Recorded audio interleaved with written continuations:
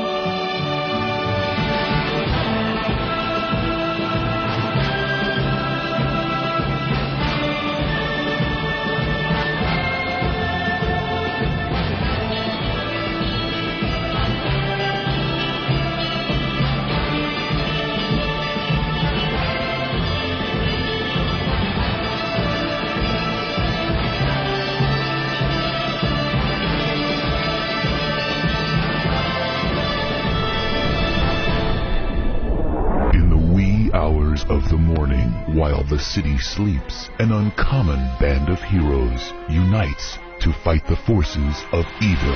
The Opie Anthony Show. Oh, my sweet Jesus. With Op. I want to be known as notorious. No. Ack. Everyone is always in my way. Oh, you really are deluded. And B-Cup. Kind of fat-breasted and awful. And surrounded by dullards. Ben looks like poorly spliced film. Oh, it's hilarious. Whenever Steve yawns, it looks like the back of the Batmobile when it accelerates. Pocketosis. Eric, you're not going to cry. Shut up. And armed with superhuman powers. He pulls his pants down and just starts leaking into someone's garbage can. That's rule one. How about if he gives you the old chin tap with his helmet? That's all right with me. They are living among us. Average citizens, average heroes, quietly and anonymously continuing to make the world a better place. Controversial talkers Opie and Anthony. We are just dicks. You better just sit back and watch. Yeah. Wait, what? The Opie and Anthony Show. Oh. But enough of this palaver. Let's get the show on the road.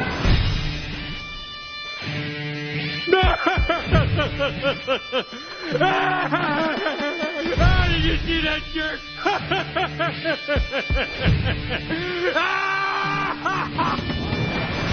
Get on your hands and knees like a dog. That's it. Crawl around like a dog. I'm scared of you. I'm scared. I am scared of you, sir, and I'm protecting myself. What is that, Private Pile? Sir, jelly donuts, sir.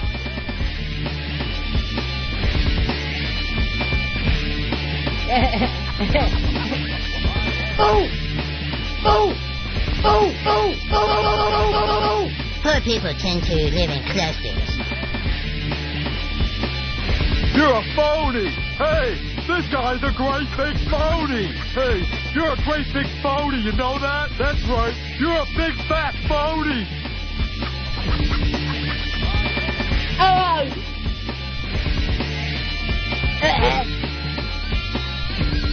Fat, drunk, and stupid is no way to go through life, son. Put a sock in the boy, or else you'll be out of here like shit through a goose. Good morning and welcome to the Opie and Anthony program. Morning. We call it a virus, the One virus, spreading across America. Good morning, Mr. Breakfast. How's everyone today? A little more awake? Little. I'm a little beat. Playing online poker last night. I dropped $300. $300. See, it's slowly but surely becoming a problem with you. Yeah, could be. Just like I told you. Could be.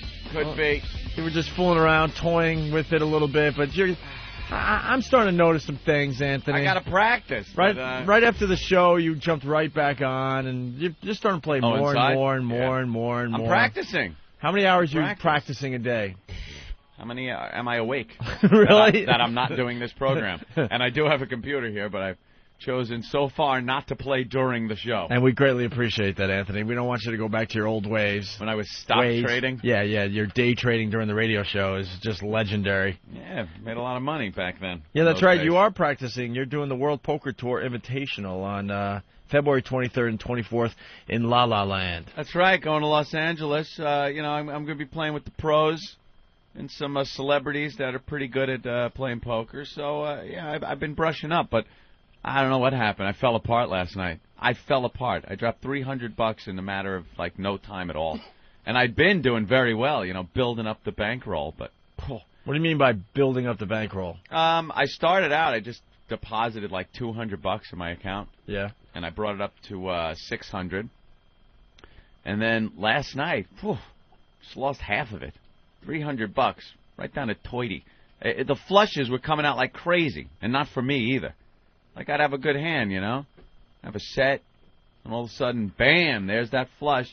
And you can't always be afraid to bet against the flush, You see 3 suited cards laying out there, and you're like, all right, someone might have it, but Jesus Christ, every other hand, boom, boom. Nailed, and I'm betting big, That's because they're using cheat codes. No, I don't trust that online video poker thing, man. I just don't trust it. It's reputable. Are they reputable? Know why you're losing so much? You don't have your gimmick yet. I need my gimmick. I think I'm just going to be loud guy because that's what I am at home. Can I maybe bring a mouse with me so that when something bad happens, I could just go, son of a bitch, and slam it down on the desk, on the table, like I do at home? Can I just take my mouse? I think I'm on my 5th mouse. When I see those cards turn over and I realize I've just been screwed again, that mouse gets slammed down. Son of a bitch! You could just be asshole guy. That's easy. Yeah, we're trying to find a gimmick for Anthony when he does the poker thing out there in L.A. Let's say hi to Chex. Yeah, what's up? That's really your name, Chex? Well, it's my nickname. Right on. What's up, Chex? I kind of play online poker for a living. I thought Ant could use a little advice, For a living, huh? Yeah. You don't do anything else? This pays your rent? Pretty much, yeah. Wow. How old are you? 27. 27, and you figured out that you could do this for a living? Yeah, well, I've been playing poker since I was a little kid. Yeah. Well, how much you bringing in a year? I made a little over $60,000 last year. Wow. Just online, playing poker. Well, no, I play at Foxwoods sometimes. Yeah. Some of these guys do actually make a living off of it. Do you have better luck at Foxwoods or online? I don't know. I do okay at Foxwoods, but I play a lot more online. Could you hold on a minute? Oh, boy. Oh, boy. Oh, boy. Speaking of gambling, this intern's gambling with his life, handing Jimmy that. What is this? What is it? I never have ice, ever. Medium iced latte with fat-free milk. Please throw it at him. Oh, Jesus. What? I saw him outside. What time did I get here? Like 5:30 or so. So say 45 minutes ago. Yeah. At 5:25 on the way out. He's like, hey, what do you want? I'm like, medium iced latte. And you've been gone for 45 minutes and you come back with this. Oh, no. Oh, no. Oh, hold on. Please dump it over his head in front of everybody. No, and make him feel silly. I just want a medium iced latte with all you want, Get Jimmy. that for yourself, and it's on me. It's all no problem. What? Want me to just correct that? Just go down there and get it on me. It's no You problem. want me to correct that? No. I'll just drink something I don't want. Of course I want you to correct it. Of course, Sure, that please. coffee should be corrected. Perhaps a bit more. Yeah, please. But did you hear him? It's going to be on him. Oh, thank you. Appreciate that. Dude, the guy makes no money. He's just an intern. Very nice He of him. tried to Well, this give is actually, me how an much is this? Iced coffee. Like 230, like not even like 2. What? It's all right. You don't need it to the cent. Relax. 230 is close enough. All right. All right. Thanks, bro. Medium iced latte with fat-free milk. Please, for the love of God, please. Write it down. Oh my goodness! Yeah, write it down. All right, listen, we're and 2 Splendors. I've never had one of these in my life. No. It's the sugar substitute. Why are you throwing it? Why would Jimmy eat sugar substitute? It's awful. I know. I've had my face used as a toilet. All of a sudden, no, sugar's a no-no in my diet. And there it goes. There it is in Jimmy's garbage pail. Thank God that garbage pail is close to Jimmy, because your order is constantly getting screwed. Dude, I'm the easiest. I eat the same thing every day. I understand. All right, listen. So Chex. Yeah. So I don't know if you answered the question. Do you have better luck at Foxborough? Foxwoods, sorry. Foxborough. All right, relax, man. Ben put his hand up in the air and went, woo, when you said Foxborough. What a complete tool. Foxwoods or online? I probably do better per hour at Foxwoods, but I play a lot more online, so. Man, I didn't know you could make money doing this, Anthony. Some people do. Some people, these professionals, especially the ones you see on TV, on the poker tournaments and stuff, that's all they do. They play poker. And it supports their life and pretty good living from a lot of the behind-the-scenes stuff they've shown to these people at home and with their families. They're doing fine.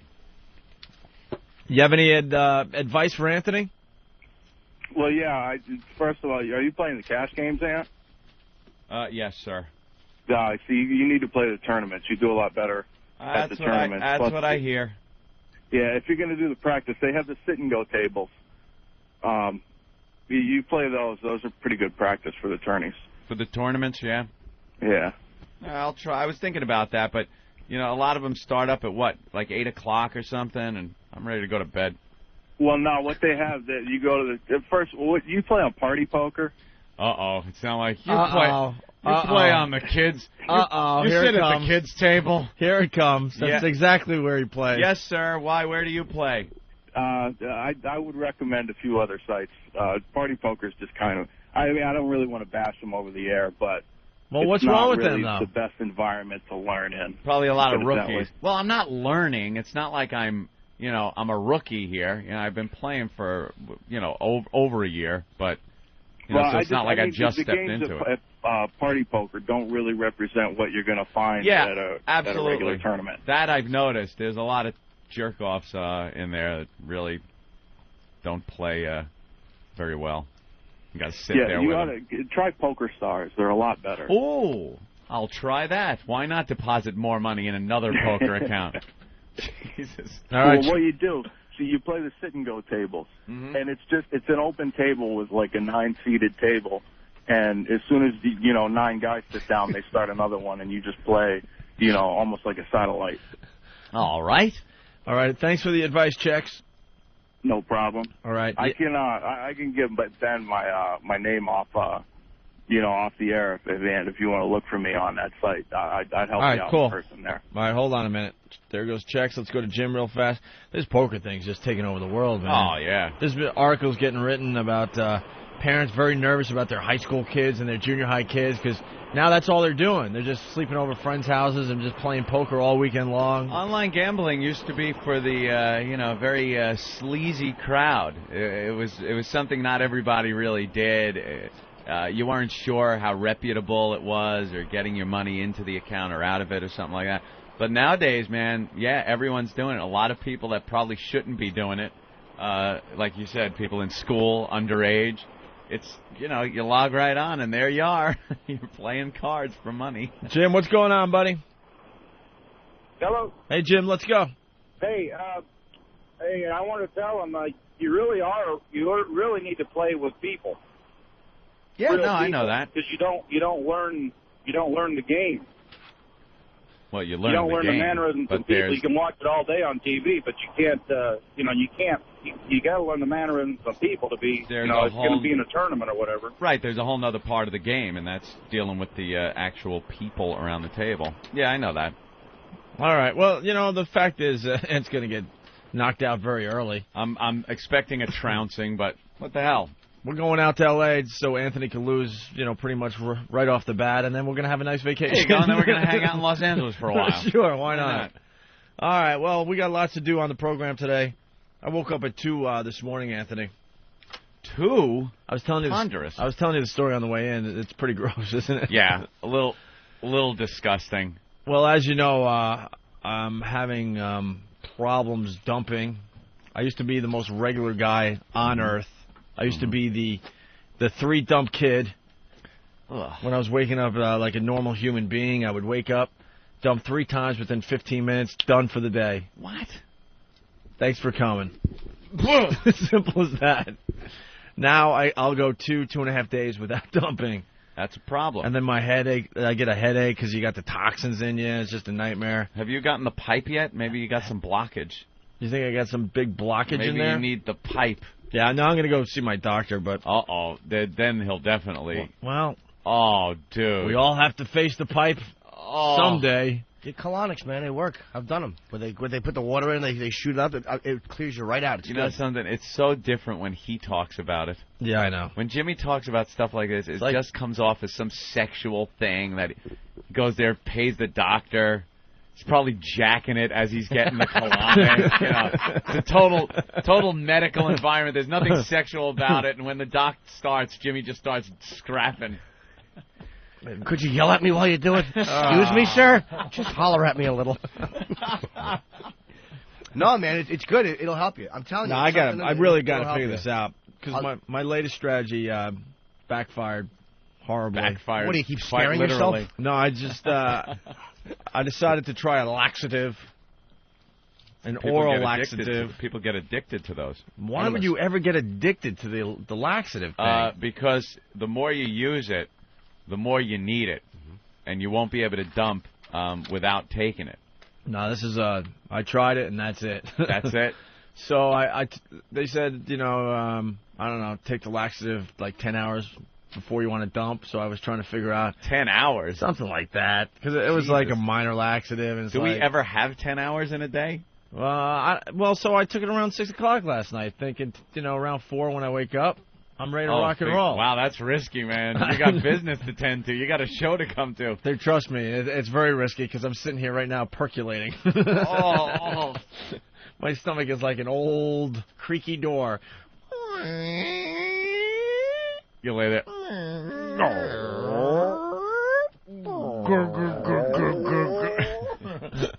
Those awful creaking noises. So if I have to run out of the studio, you know why. But if you want to hear something really gross, I got the grossest thing, man. I'm laying in bed, and I just told you I woke up at 2 o'clock. Know why I woke up at 2 o'clock? I was farting so bad, and it stunk so bad. Woke you up out of a sound sleep. It smelled like ammonia. Ooh. And rotting peanuts. Oh, my God. Trip down the old Jersey Turnpike. Even Jimmy's giving the Only time I know you're so backed up, they're probably like 4-week-old logs in there just festering and rotting. Dude, because all of a sudden I wake up from a sound sleep. It's 2 o'clock in the morning, and you wake up going, wow, what just woke me up? And you're all like dazed and confused. And I'm thinking, was it the homeless guy? I'm listening. No homeless guy. Is it the garbage trucks? Wow, it's actually very quiet. Is it the neighbors upstairs? No, they're fast asleep. And then it finally hits me. I'm like, holy moly. It was awful. It woke me up from a sound sleep. They were so bad. Absolutely so bad. And then, I woke up at 4 and just the floodgates opened. The gas chamber. Get a colonic, it'll help you. All right, I'm going to try that next. I'll try everything. It's an 8-step treatment. You have to go like 8 times. I'm not doing 8 steps. No, treatment. It gets in. They clean out, like, the water goes in. They have all these weird things you take, but it's great. It really helpful. Wait, you got to go back 8 times? Yeah. I mean, if you don't have to. I only went for 3, but it helped me dump more normal and better after. I'm telling you, I'm not trying to be nasty, but it used to be a mess. But after a while, all of a sudden, it helps you, and you become more regular, and it's just better for you. I'm disgusted. I know you are. No, but it's better for your system. It cleans out the system. Cleans out the bad blood. You need that every 10 years. Let's say hi to Larry and Jolie. Larry! Oh, yeah, we're here. Larry and your wife, girlfriend, Jolie? No, I'm just a fellow truck driver. Oh, we got 2 truck drivers from Canada on the line. What's going on? It's good, though. Hey. What's going on, eh? We're just partying. It's only 3 o'clock where we are, so it's not time for bed yet. Oh, you're on the dark side of Canada. Yeah, we're on the West Coast. Not that we're from here, but that's where we are. I forget that Canada goes all the way across America. Yeah, it does. It's like to me, 2 Canada hours is like Seattle. To me, Canada's like the area between Toronto and Montreal. That's all I know. Really? There's a whole big land out here that you don't even know about. Oh, here. Oh, my good gosh. How do you guys get the XM? It's illegal in Canada, no? No, it's not. Oh, no. We got a U.S. address. It's not illegal up here. I just call them up and tell them where I want to fucking put it, and that's it. Really? They listen. Yeah. Yep. We have them in our trucks in Canada, too. Yeah. You guys, trust me, you guys are the greatest. Yeah, you rock. Hey, thank you, eh? Oh, fucking anytime, eh? Yeah, you're worth the extra $1.95 a month. Oh, fuck at least. Yeah. I tell you, this girl is with me. She's the best little bitch I've ever been with. Oh, yeah. Yeah. Yeah. Well, I was going to tell you about the tongue vibrator. Do you know about that? Oh, no. Why don't you tell us about it, eh? Well, it's shaped like a bullet. It's shaped like a bullet, and is it's got little elastics that you put around your tongue. Yeah. And you turn it on, and it sounds like one fucking angry bee. Holy fuck, does it hurt? It doesn't hurt. It's pleasurable, but when you got it on your tongue... Are they Canadian or are they retarded? Or your eyes vibrate. 50 miles an hour? Yeah. It hurts. It's a little redundant. It's quite the toy. Yeah, sounds like it. Uh-huh. Yeah. Yeah, we got them in Canada. Do you have them in the States? Oh, yeah. Oh, yeah. Well, how come you never heard of it before then? Well, I did hear of it. Oh, you did? Yeah, it's like an angry bee, eh? The angry bee? Yeah. That's what it sounds like. Yeah. Like, you're not coming at me with that, are you? Yeah. But then once it starts happening, it's pretty good. Yeah. Actually, very good. Yeah. I don't think you guys have it. Yeah, we got that. No. Oh, yeah, you guys are behind the times. We got all kinds of dildos. Oh, you guys are behind the times. Yeah. Well, yeah, it's Valentine's Day on Monday, eh? Eh? Yeah, what are you doing for Valentine's Day? You got in the truck, and I don't even know what they are yet. You got that up there, too, the Valentine's Day, huh? I didn't think they celebrated that up there, eh? I know you got Box Day. No, he bought them today. Yeah. What? I was there with a boyfriend. That'd be my husband. Hey, happy Valentine's Day to my moose. He's a good friend of mine. He says, let's go do this little dicky things. Little dicky things. What are little dicky things? Oh, trust me, you're going to find out. You're going to find out. You got little dicky things down there? Oh, yeah. Yeah? Who the fuck are you? Yeah. Well, we just wanted to call you and tell you how much we like your program. And you're the greatest guy. We listen to you from Toronto to Vancouver every other week. Yeah. Every day, all fucking day. Yep. Hey, do you guys bang or anything? Or are you just friends? Me and Larry? Yeah. We're just friends. No. We're the best friends. All right, we're good friends. We don't bang. All right, I got a banger. She's gorgeous, but she's I got my own banger. I don't need Larry. No. All right, her husband's your husband, right? And Larry's got his own banger. Yeah, I got my gorgeous wife. We just party together. Yeah. All right. Well, we can stay up the longest. What's the drug of choice? Today? Yeah. That'd be kokanee. Do you know what kokanee is? What's kokanee? Yeah. Yeah. Doesn't mean I got to rent. It's that 5% beer. It sucks. No, it does not. Or blue. Our drug of choice tonight is beer. Beer? Beer. Right on. Yeah, when I lived in Buffalo, man, you guys got the best beer. Are you in Buffalo? Yeah, there's a lot more alcohol in the Canadian beer. Yeah. Eh? You guys You're not in Buffalo, though, are you? Huh? You're not in Buffalo, though. No, I was drinking Molson Ice. Where the fuck are you? I got hammered, eh? No, I've been... he's hammered. I just crossed the border from Buffalo. Oh, we're there now. We broadcast from Buffalo. Yeah, we're right We're at in Port Colborne. we're right at Niagara Falls. Yeah. We're looking for some Labats. I fell over the fucking falls one night. You fell over the falls one night? I don't doubt it. I did. Huh? He's drunk.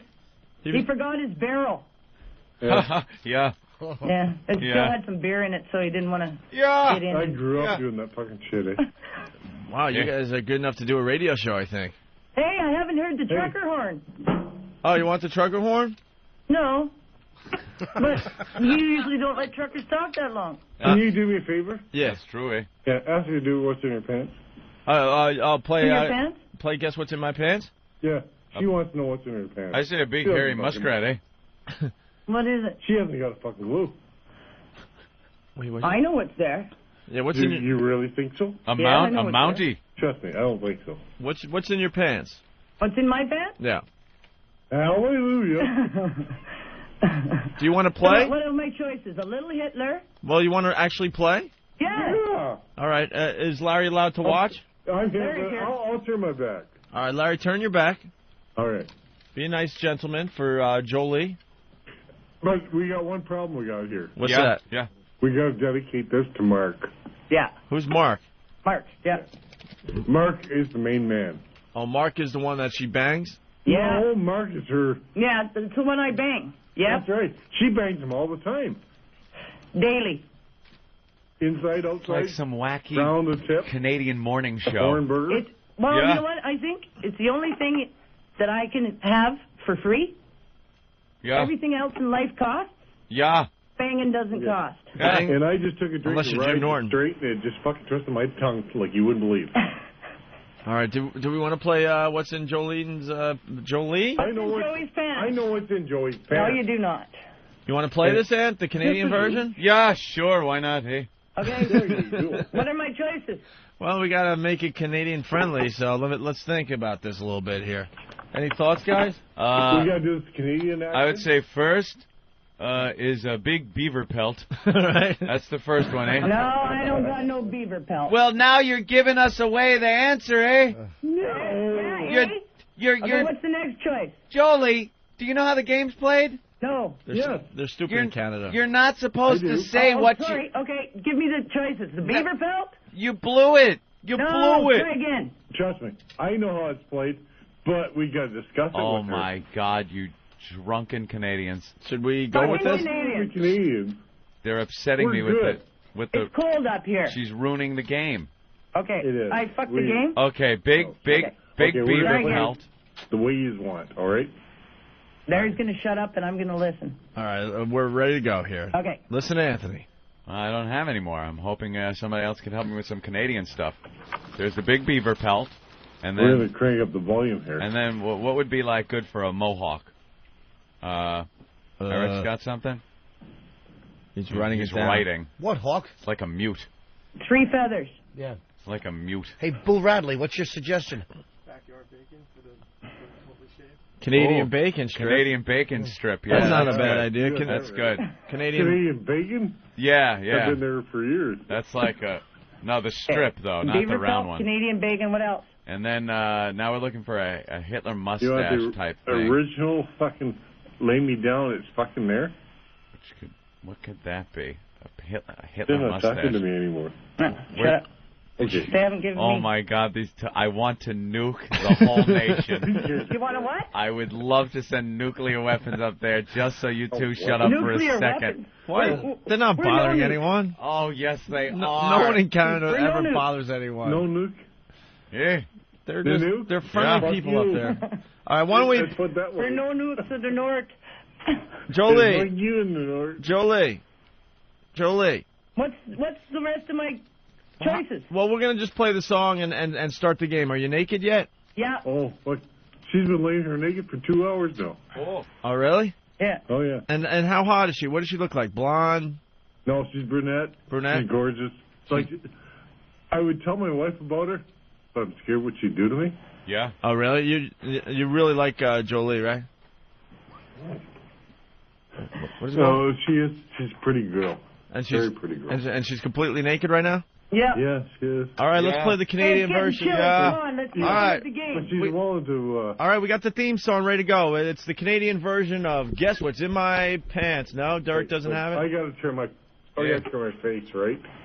It's time to play, eh? Look the other way. It's time to play, eh? You know, It's time to play, hey, guess what's in my pants, eh? All right, Hitler mustache. I'm looking the other way. Where's the song? White folks from ONAnet.net have Hitler mustache. The sideways hockey puck. Oh, very nice. Kind of a sideways hockey puck. All right. Oh, my God. They're babbling, so let's play the just theme don't song shut and play up. the Canadian version of Guess What's in My Pants. Shut up, eh? I'm going to talk over the whole thing. Well, what about... Eh? Eh? Guess what's in my pants? Place the receiver. Yeah. Upon your beaver. Yeah, yeah. It's time to play. Hey, guess what's in my pants? Canadian version, eh? Guess what's in my pants? My pants. All right, Jolie. Jolie? I'm here. All right, you're naked and ready to go? Yep. The last one would be the Zambonied. Oh, very Just nice. Nice, completely Our done. listeners are awake. We certainly aren't. Hey, that was mine. Oh, I'm sorry. I occasionally think up a good one. Okay. Jolie. Yeah? Listen to Anthony now, okay? Okay. Okay, what we need you to do, Jolie, is to take your phone and rub it up and down on your on your patch. Okay. All right? Does it Sawing work for down you? a sequoia? What the hell was that? Speakerphone. Speakerphone. I took the whole phone and did it. That ain't working. You better fucking do it. That ain't working. Look, Jolie, You better fucking do something right. take the phone and rub it up and down on your area there. They know what they're doing.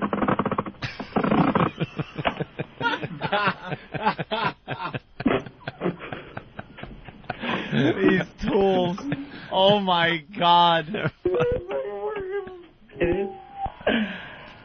Okay, now rub it side to side.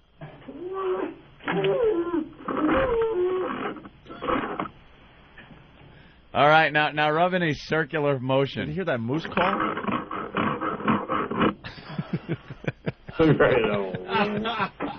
Hey, Larry, what the hell's going on over there? What is she rubbing that phone on? Fucking hell, what's right here? Trust me. My face is going up and down. You wouldn't believe it.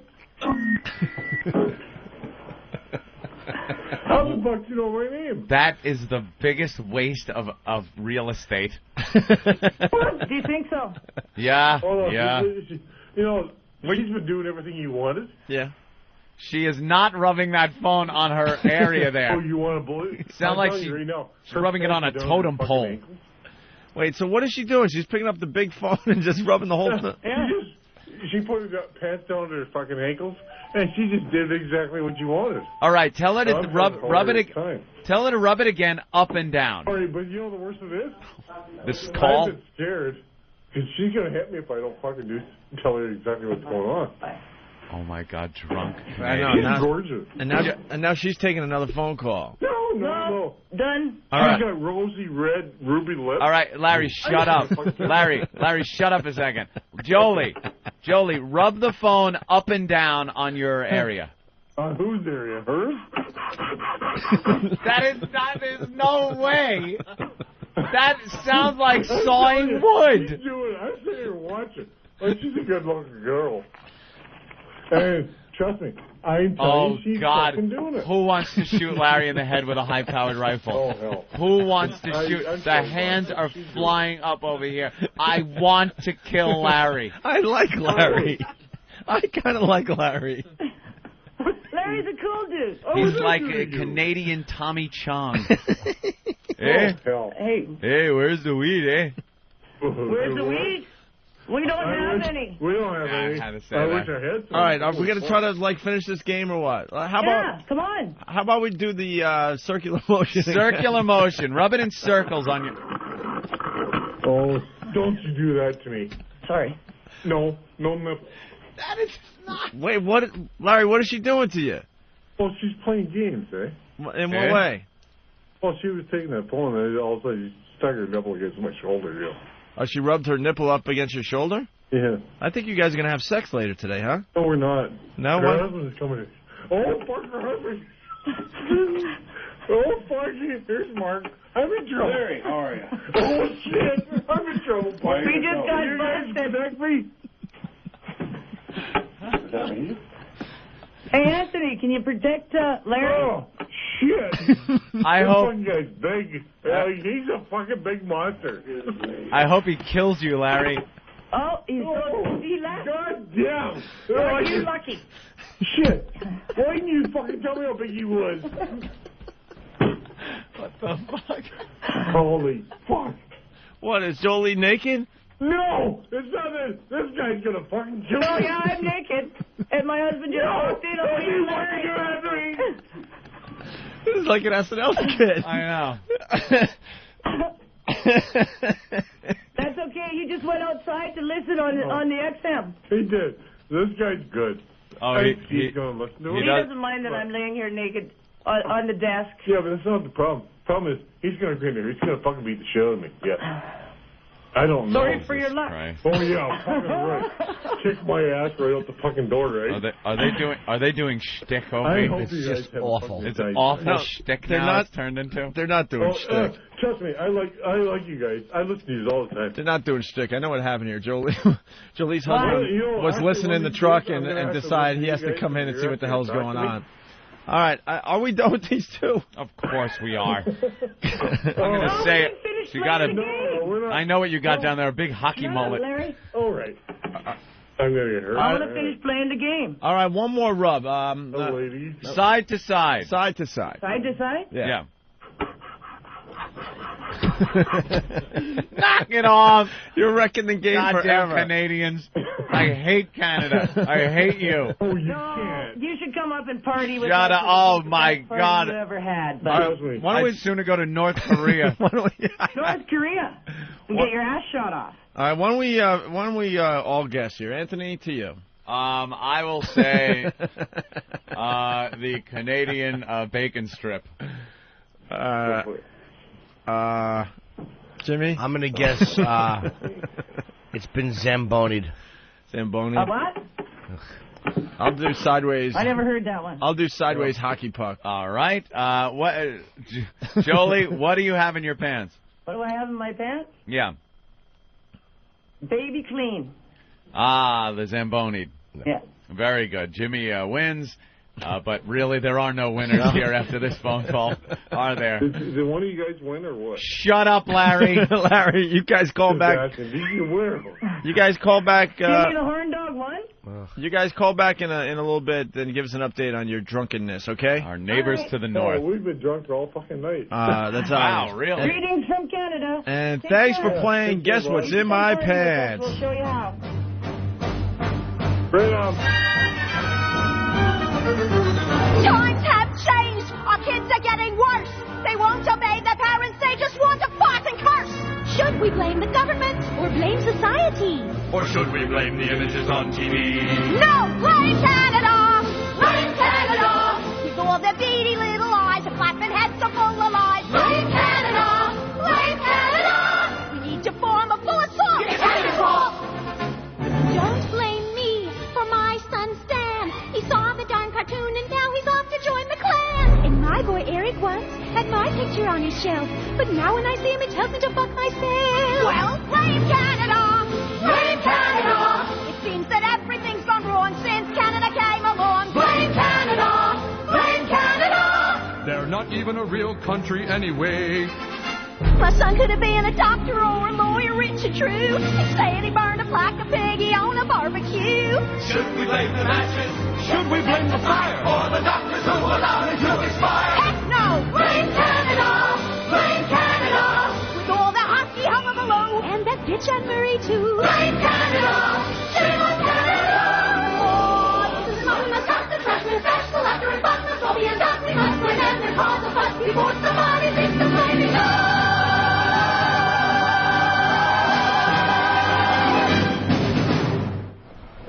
just love a drive in the country, laughing with Opie and Anthony. That plane is flying awfully low, don't you think, Ramon?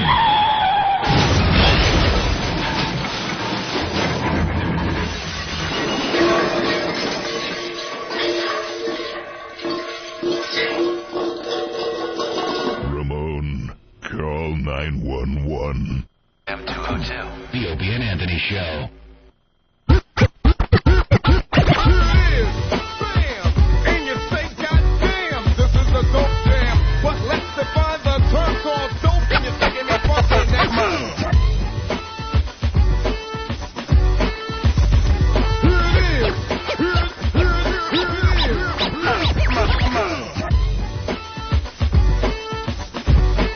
And we're back to the Opie and Anthony program. We're doing something a little different today in studio. We have our buddy, our pal, Drew Boogie, that does all the Opie and Anthony remixes. Actually scratching live. It's right next to Anthony.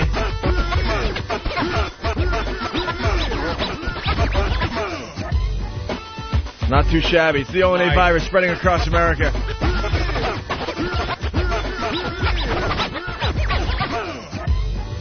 Very good. Thank you, Drew Boogie. We'll hear more from him. He's going to work in some of the O&A material as well as he's scratching here and there. Very cool. In and out of breaks. We're watching TV here because the gates are going up in Central Park, Anthony. The gates are going up. Very important stuff. The gates. Christo, the artist. Christo is just one name, huh? Yeah, Christo and his wife. Crisco. What? Oh, it's not Crisco? I think it's Christo. I thought it was like the oil. Christo. They once wrapped a building in Germany. A bridge. And then then they did something, I think, in San Francisco where someone died because an umbrella fell over and killed somebody. Yeah, they did a bunch of umbrellas or something. Yeah, I don't know. But the gates are going up in Central Park. Him and his wife, this freak of a woman with really bright red hair, even though she's like 80 years old. Yeah, it's like orange. Ronald McDonald color. Exactly. That's exactly what it is. So it's Christo and his wife. They're taking over Central Park for the next week or so, and it's the gates. I don't understand. You know what?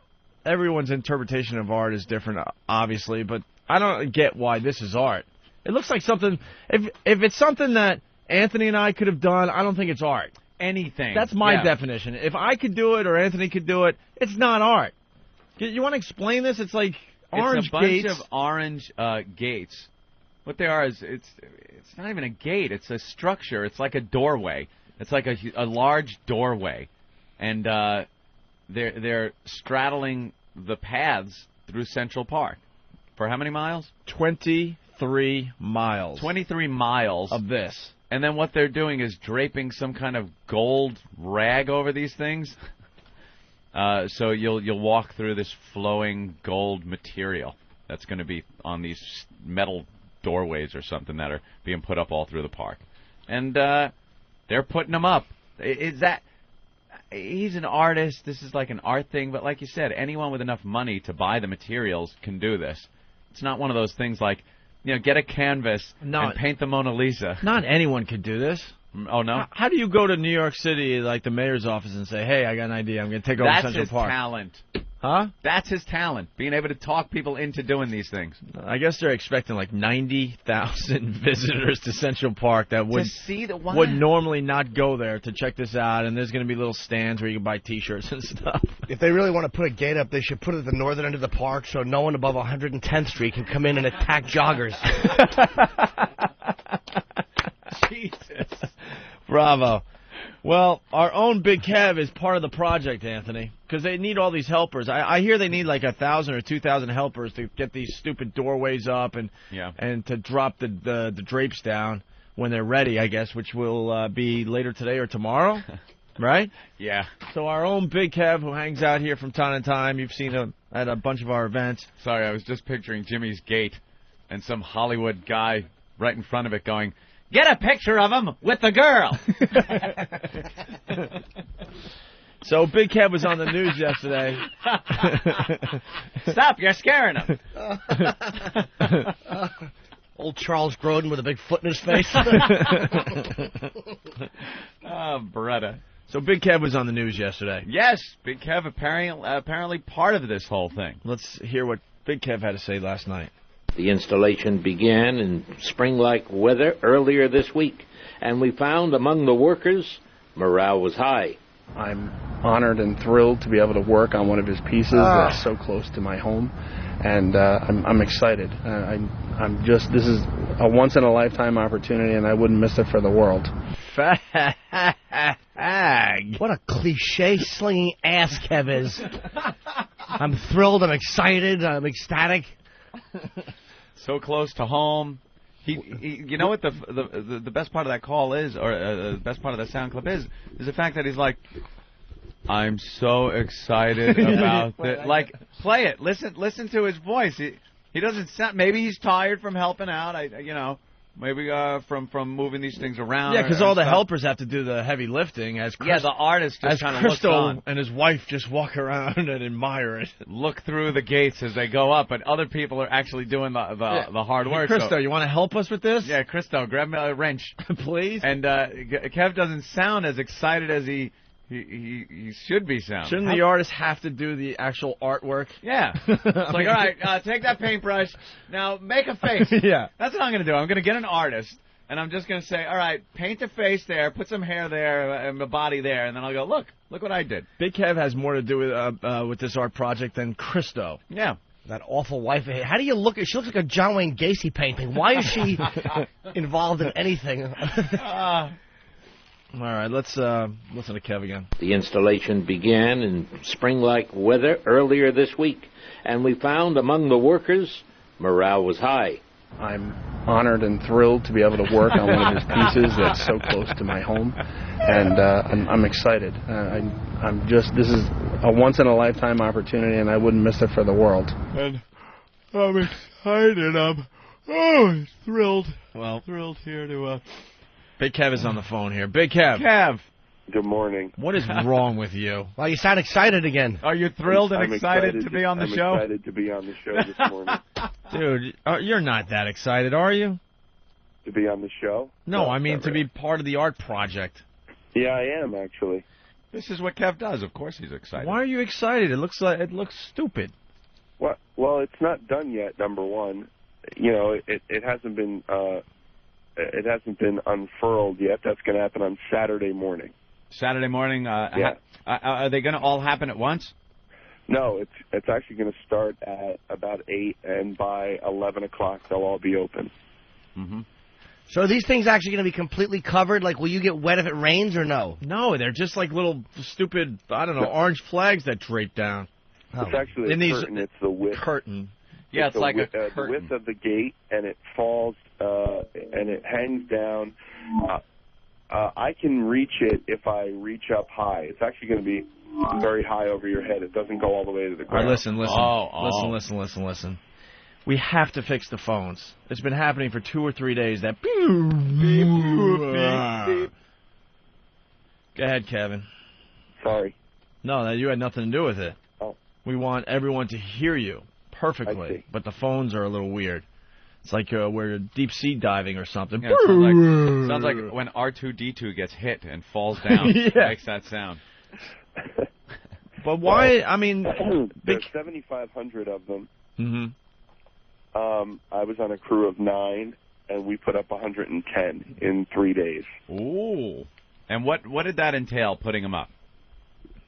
The bases are about 300 pounds apiece on each side. They were already laid out, and my crew came in and put on a leveling plate onto the base, attached that, and then we assembled the gate, and then lifted the gate into place and secured it. What is the gate made out of? Wood. It's made out of like a vinyl material. A space-age polymer. Yes. Really? It's plastic? With aluminum jointing at the top and at the base. Extrusions. That's what it's made out of. Wonderful. Yeah, very exciting. Very exciting. It's 23 miles long, right? It's 23 miles, yeah. It's throughout the entire park. And how much did this project cost? $23 million. $23 million. And who footed that bill? The artist. Christo. Christo actually did that? He paid for that himself? Not only did he pay the entire bill, he's cutting a check to the park for $3 million for the use of the space. What? And all the proceeds from all the merchandising goes to 2 different charities. How does Christo have so much money? Because he's a world-famous artist. Yeah, but if his art costs him so much money, how does he make money? Because there are collectors throughout the world who pay top dollar for his sketch work leading up to a project like this. All right, now I got a question. Okay. What now happens to, how many gates are there? 7,500. 7,500 gates. What happens to these gates at the end of this thing? Every bit of it gets recycled. What do you mean? Recycled? He won't sell them? Like, I could Nope. picture one gate at a time being sold to go somewhere. Nope. Make a little money back, no, huh? Nope. Every bit of it gets recycled. Just ground up? Yeah. Into plastic and turned into something else. And Kevin, why do you think this is art? Why do I think it's art? Yeah. Yes. Because it's someone's expression. What is he trying to? What is he trying to express? So if I stand in front of it and look at it and just throw up, is that also art? I mean, if that's your response to it, Jimmy, you have at least an emotional response to it. But you have an emotional response to it. I know what you're saying, but what is he trying to express, though? Yeah. He's not trying to express anything. It's something that you have to actually see it as a whole thing. So, in other words, if you were to see it, if you were to pass through it, if after Saturday, if you happen to be near the park, take a walk through it. It's a gray, dismal February in New York, and here's this bright thing that's going to blow in the wind, and it's going to pick up the sunlight. It's a very nice aesthetic. He's selling it. All right, well, he's doing a good job selling it. I live close to the park, so I'll check it out and I'll have a review on Monday. I'll go too. All right. Just uncultured asses. Yeah, but there's also a certain thing you have to question sometimes. Some things are passed off as art that aren't, but I can kind of see Kev's point. All right, Kev. I'm honored and thrilled and excited that you called.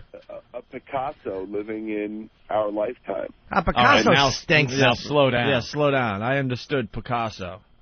I did. He was awful. No, he wasn't. I liked his blue period myself. I did. Norman Rockwell, that's an artist. You look at it and go, there's an older gentleman, and there's a little runaway. That's art. And they're having a soda pop. They're having a soda, exactly. A tussleable kid nice coming in for his soda. There's the older gentleman promising a little red fire engine to the youngster. You know that doctor's going to hit him with the cold stethoscope, and he's going to go, ooh! Yeah. All right. The doctor has a long neck, but... Hey, Big Kev. Yeah. Didn't one of his art projects cause someone to die? The umbrellas in California, somebody climbed up on one, or it might have been Japan. Somebody climbed on one, and it unbalanced it, and it blew over, and there were some injuries involved, yes. But someone died? Yeah, I believe so. That's terrific. That's terrific. There was some injuries involved, but those beaches will stay open. I don't want to open that shark and have that Crisco fag fall out all over the desk. Christo, whatever his name is. Crisco. Who cares? Instant feedbacks coming in. Yeah. How many are calling Big Kev a fag? That's well, all I need to know. A couple of them. That's okay. Sex Hoagie, of course, from Whackbag is saying, congrats, Big Kev. He worked his ass off putting up decorative cloth that will become a homeless man's blanket in a matter of hours. Can't be detached from the gate, number one. It can't? They couldn't reach it. Really? They had, when they were testing the gates out before they installed them, they had mountain climbers climbing up on the gates to test their sturdiness and the cloth sturdiness. Really? It's not like a piece of cotton hanging down. It's like a reinforced nylon curtain, a lot like climbing rope, like mountain climbing rope in like a curtain form. There's no way. Well, so we can't start the domino effect. We can't knock down one gate and hope for the best. No. Now that would be art. That would certainly be art. Just tip it over. All right. Go ahead and try. Hey, Ooh, the challenge has been put in. All right. Kev almost said, I dare you. Yeah, thank you, Big Kev. Kev, thank you. It's not possible. I'm thrilled, ecstatic, and excited that you have called in. Thank you, Anthony. Thank you, Kev. All right. Bye, Kev. There he goes, our resident nerd, Big Kev. It's true. Anthony, I don't know. Valentine's Day is what, Monday? Valentine's Day, yes it is. It's Monday, right? Monday. We're up to Friday. You're running out of time, guys. The You're last running thing out you of want to time. do is spend your weekend at the mall, right? Well, we got 3 words for you. Vermont Teddy Bear. 1, 2, 3. You could do this right now, and you're done. Done. No more stress and worry, right? That's right. It's easy. You call one of their bear counselors at 1-800-829-829-BEER, and they'll help you choose the perfect bear. They'll deliver it right on Valentine's Day with a free chocolate and gift card in their famous box. Even better, send her bear to the office on Monday. And when it gets there, she's going to be all surprised, and her coworkers are going to think you're the greatest guy. Yeah, it's a sure thing. Ask about the Love Bandit bear, the Lover Boy bear with the tattoo, and then the Romeo bear or the Gangster Love bear. Vermont Teddy Bear, the only bears handmade in America. They're guaranteed for life, too. Best of all, she's going to think of you every time she hugs her little bear. Opie?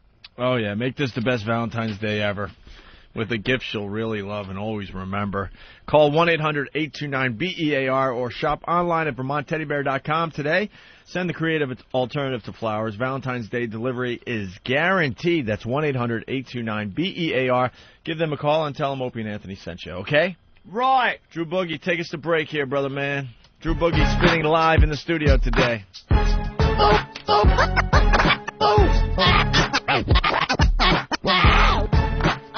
I don't play it. I don't play it. Play it. Oh.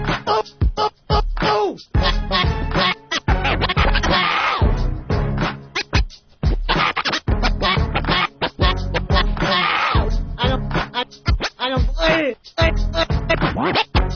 Play it. What kind of a show are you guys putting on here today? Cancel all appointments. Welcome to Radio Free America. America's ready. I'm ready. I want a million voices crying out in the wilderness. Jesus, let's get serious. Now, take a deep cleansing breath. And begin. Fix it. Guess who's back? I'm over here now. Back again. Nice head, Dick. Bag it.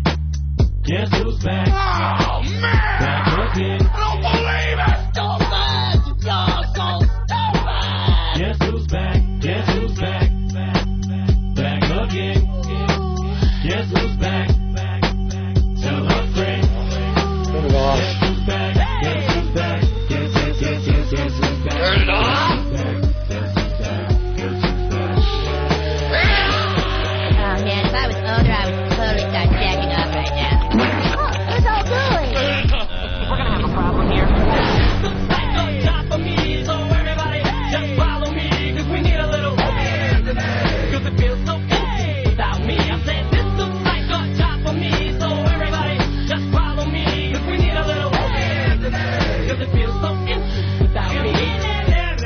Okay, cut. All right, here we go. Hold your ears, folks. It's showtime. The Opie and Anthony Show. XM 202. The Opie and Anthony Show. Hey.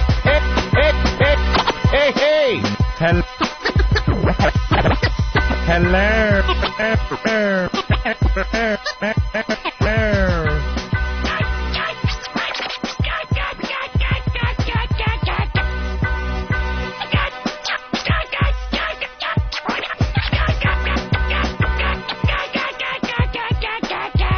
That's pretty cool to check out, huh?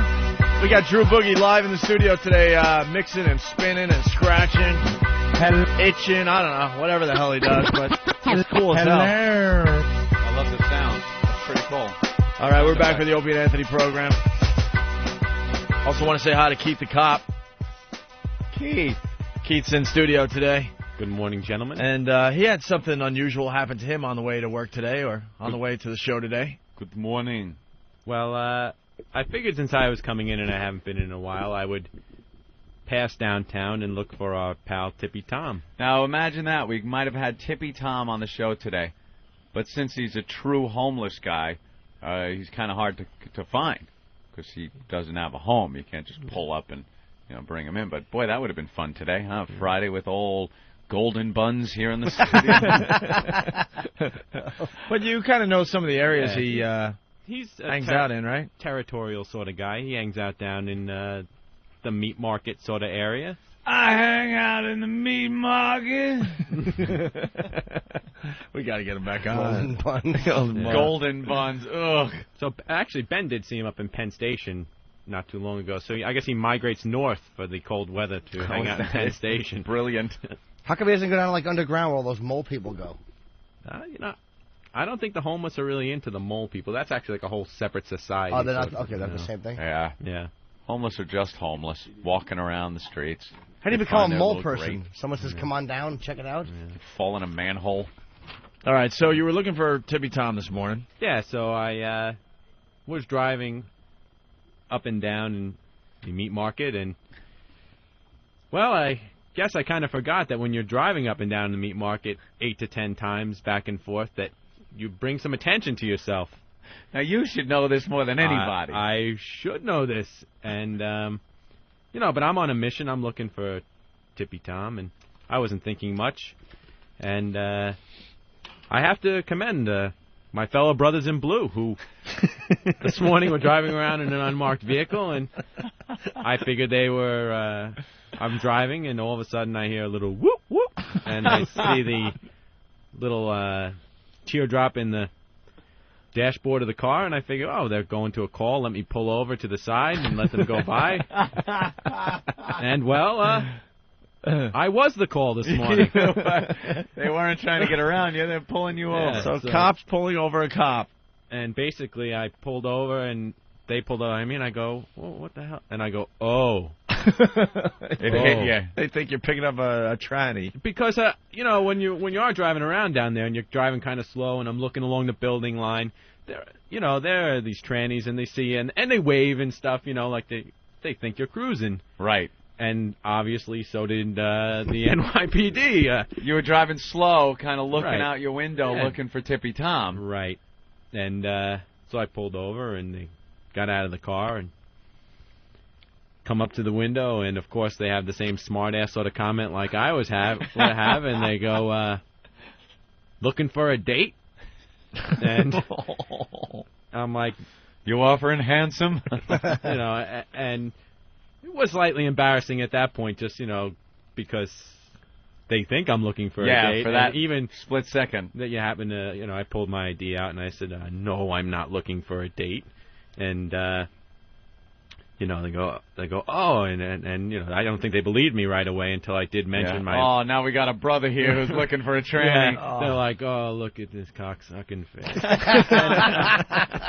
So, it turned out, I mentioned my affiliation with the show. I says, I happen to work with the Opie Anthony Show, and I'm looking for... And they did know the show, and oh, yeah. And they said, I really didn't fit the description. They said most of the time around that time they get meaty-titted white guys with driving a Saturn with Jersey plates. That's usually the type of people are stopping at that point in time in the morning. I don't have Jersey plates.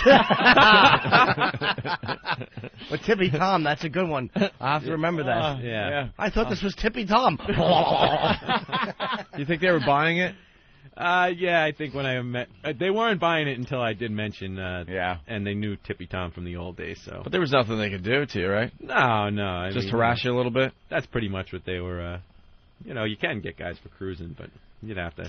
I love when the cops know the show, man. That is the best. Yeah. I got pulled over once going down the Belt Parkway. I was flying. And the cops call that area the killing fields. You see people pulled over there all the time. And they got pulled over... And it was highway patrol, so he's got his glasses and his leathers on and everything like that, and he comes over just badass, license, registration, insurance, just right by the book and everything. Goes back to the car. I didn't tell him anything, I wasn't even going to try to get out of it. But apparently when he called my name over, somebody had told him oh, that's Anthony from the Opie and Anthony Show. So I see him get out of the car. I look in my rearview mirror, and he's got this big smile on his face as he's walking over. His attitude, he might as well have been a different person. You know, when they come up to the window and they're all badass and stuff, you're like intimidated, kind of, you know, I'll be polite, nice, try to get out of this unscathed. And then he comes up just like, hey, dude, what's up? Love the show. Whew. Skated another one. That's awesome. Love when they like the show. Hate when it's somebody that you know is out of the demo.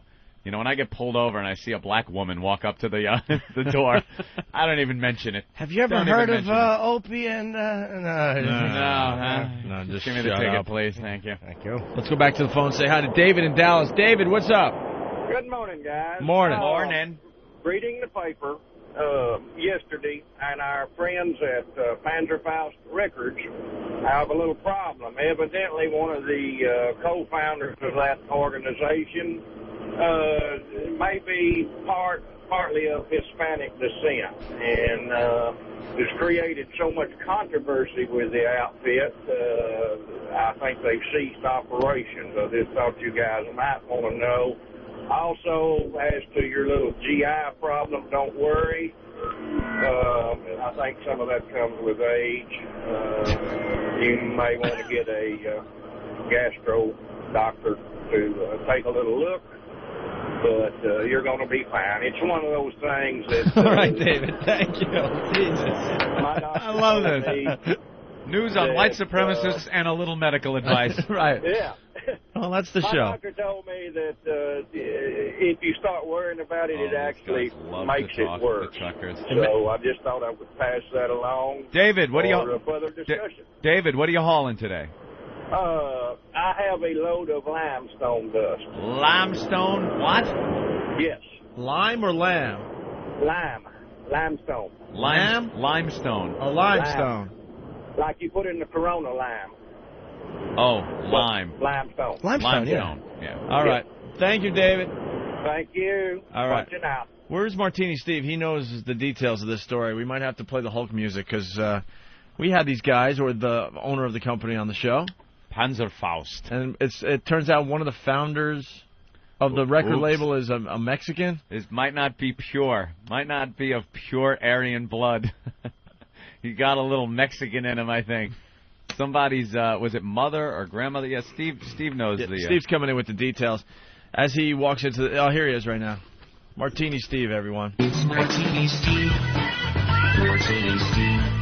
It's Martini Steve. Hey, Steve. Hey, man. So what's the deal with this thing?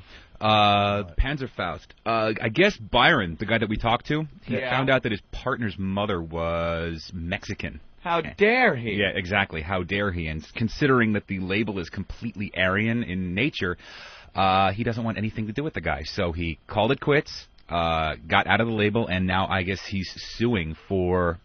How do you sue I don't understand. That's the part I don't mom. get. I don't understand what he's suing suing because they for. had the wrong blood. Yeah, maybe he's poor suing guy for... had to grow up with that humiliation. Now you're going to rub it in court? I guess he's, I guess they formed a partnership based on the fact that they were both... No, I was just of pure blood. I know.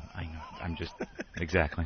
So hard Thanks to be an Aryan white supremacist racist these days. It really is. It is really hard because you just don't know if you're a pure blood anymore. You know how he found out? I did hear this.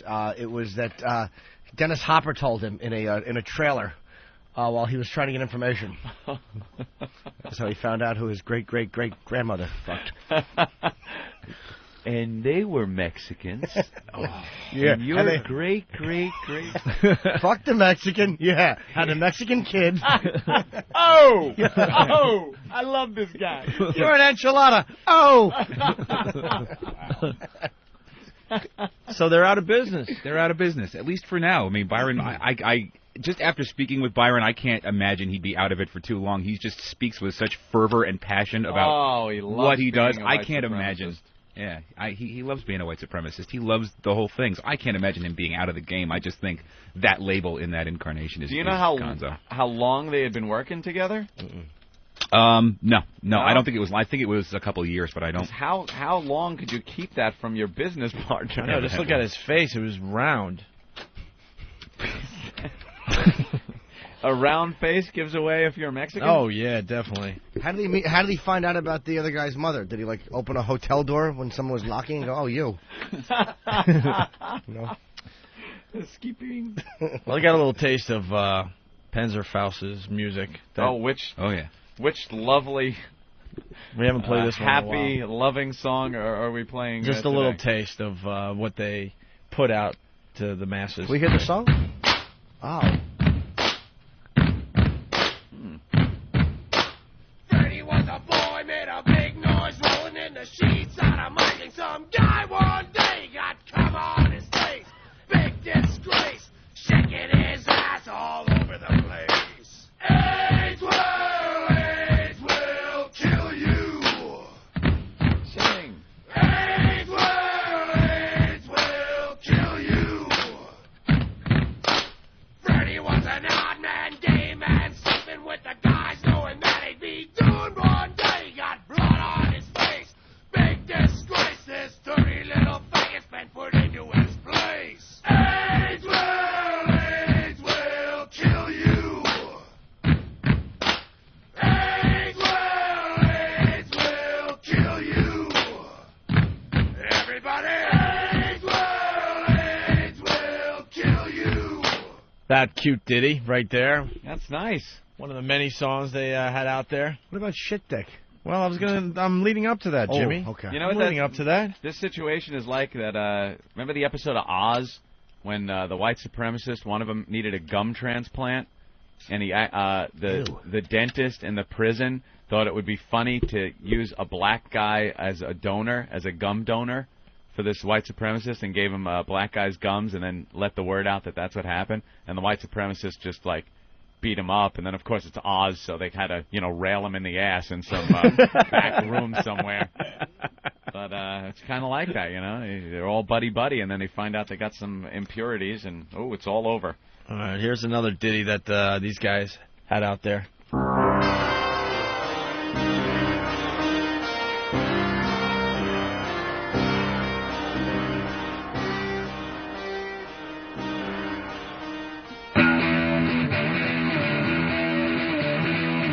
A towel is not a hat. I remember this one. Remember this one?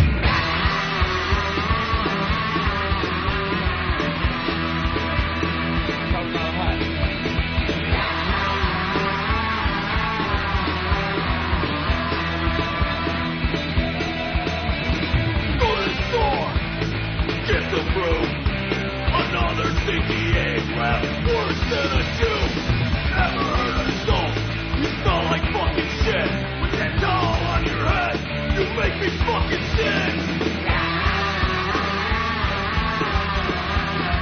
Go to the hut, go to the hut, go to the hut.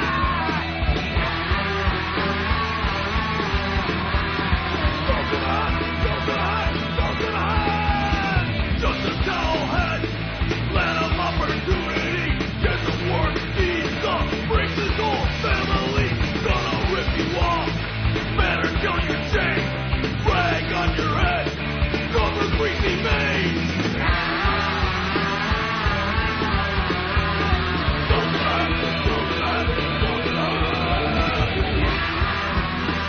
I love that part of the song right there. Right. There you go. A towel's not a hat. Incidentally, I think that as white supremacists go, I don't know if they really think that Arabs are worse than Jews. I think they're on the sides of the Arabs because they hate Jews so much. Yes. Huh. I don't know. They sound pretty hateful for everybody, though. But because the Arabs oppose Jews and attack Jews, I think Jews are number one on their hate list. Yeah. So they're on the side of like the Palestinians and Egyptians. I think Jews are the worst. Or homosexuals. And then homosexuals. Oh, so okay. And then blacks. And then Mexicans. And then, I guess Asians. Well, we're trying to get Byron on the phone. He'll give us the top 10 he hates. Yeah. They're not very inclusive. This is like when the Beatles broke up, Hearing the music and knowing that, they're no longer. Yeah. And then we got this email that ties into the last song that we've been playing on our program. I guess this guy wrote you, Jimmy. I wrote Jimmy about the Pats rolling rally yesterday. Oh, yeah. I guess after the Super Bowl, they do their parade, obviously, and there was a lot of TV cameras and stuff up there in Boston. And at the Pats Rolling Rally yesterday, some girl flashed her boobs live on TV, and then I saw a sign that said O&A shit dick.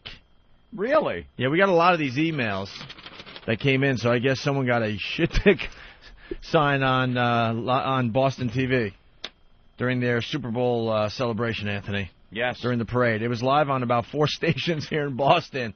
Wow. Absolutely hysterical. You can ask Jimmy. I left him a message on his cell. I'm Joe from Boston. So, yeah, that really did happen. And that brings us to the final song that we were playing from these guys, Anthony. Yes.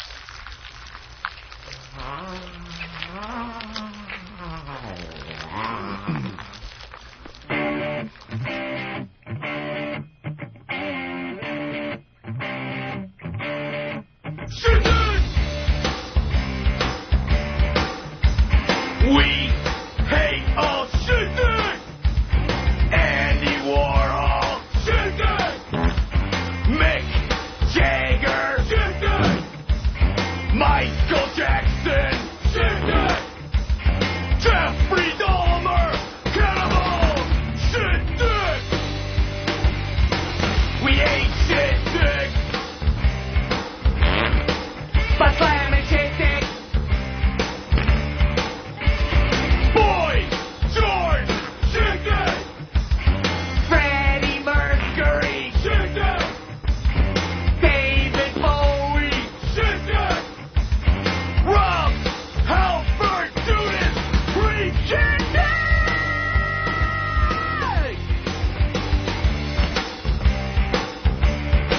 Chicken!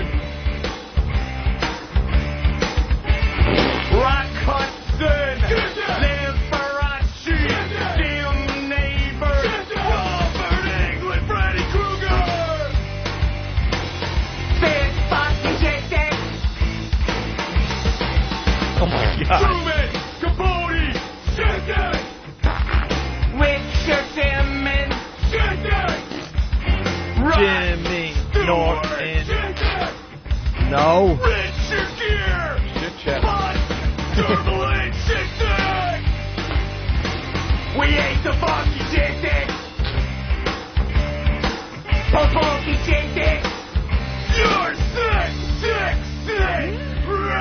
There you have it, Anthony. There you have it. So Panzerfaust is no longer in business. No. I'm sure we'll get Byron on the phone to tell us exactly what happened, give us some more details about the breakup with his Mexican partner. Oh, that must have just enraged him. Because he had a good thing going. You know, he was on CNN. I mean, he was getting a lot of media coverage, and then it comes out that his partner is Mexican. Ooh. I wonder what tipped him off, the fact that he'd only buttoned the top button of his shirts. Hey, Holmes. I know, Byron, the blacks are moving in. 2-1. Let's say hi to Lady Di. Lady Di, what's up? Hey, how's it going, guys? How you doing, shit dick? What's up, Hey, Lady Di? No. There's no shit dick over here. Oh, no. shut up.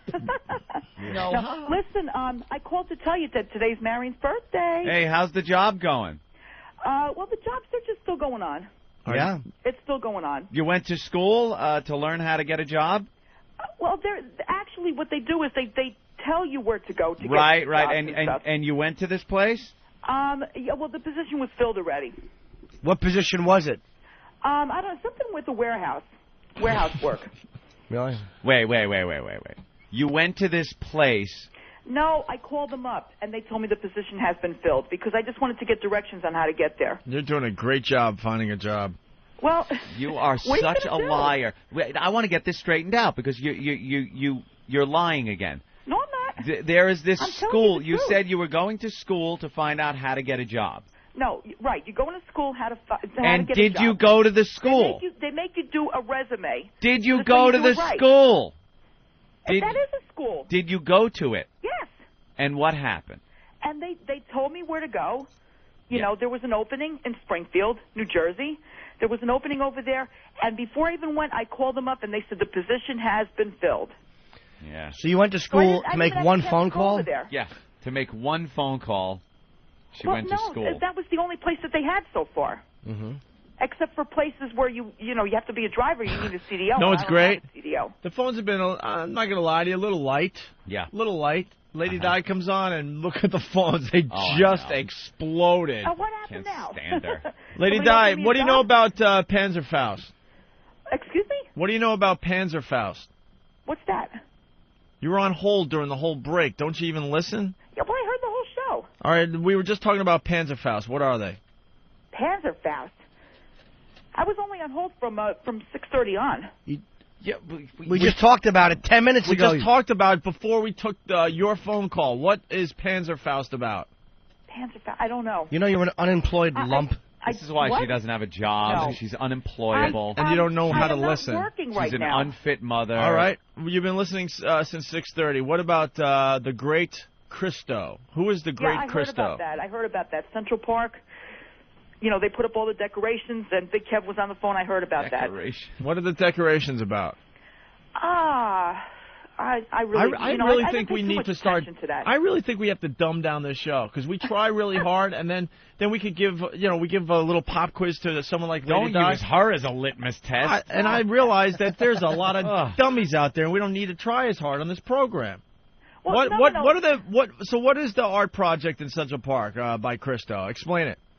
Well, something to do with lights and everything like that. You know, when you walk through it, there decorations. isn't a light and he's involved in the whole Ladies and project. gentlemen, she's been listening to the entire program, and this is what she's got. You are a I'm blithering listening idiot. to it, but I'm doing other things as well.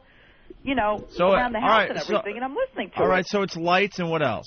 Lights and decorations, and Big Kev called up, and he said something about he put up a few things over there. What did he put up? So I might even go over there and visit one day. You know, before it goes down. I don't know if it's going to go down, but you know, you got when. plenty of free time. Instead of going looking for a job, you're going to look at non-existent lights in Central Park. No. I've been looking for a job. I've been looking in the paper, and I have been looking. By the way, no doubt about that. By the way, we have Julie back on the line. She offered you a job, but you never called her. Oh boy. Hey, there you go. Offered a job, never called. Well, hold on, stupid. It depends on where the job is. You didn't even call her to find out where the job is, you twat. All right. Well, look, I got to get her phone number. Julie. Again. Yeah. Hi, Julie. I remember you. You called up. You were see. This is why, because I get a lot of hate email because I go after Lady Di. She's a waste of space. No, I'm not. Good people. Diane, good people you know are what? dying You every know day, what? and You this will fat never- slob of nothing continues to live. Be nice. Diane, you're never going to get a job. You know why? Because you're sitting at home. You're not sending out your resume. Jobs are being filled all day long. Well, I have been sending out my resume.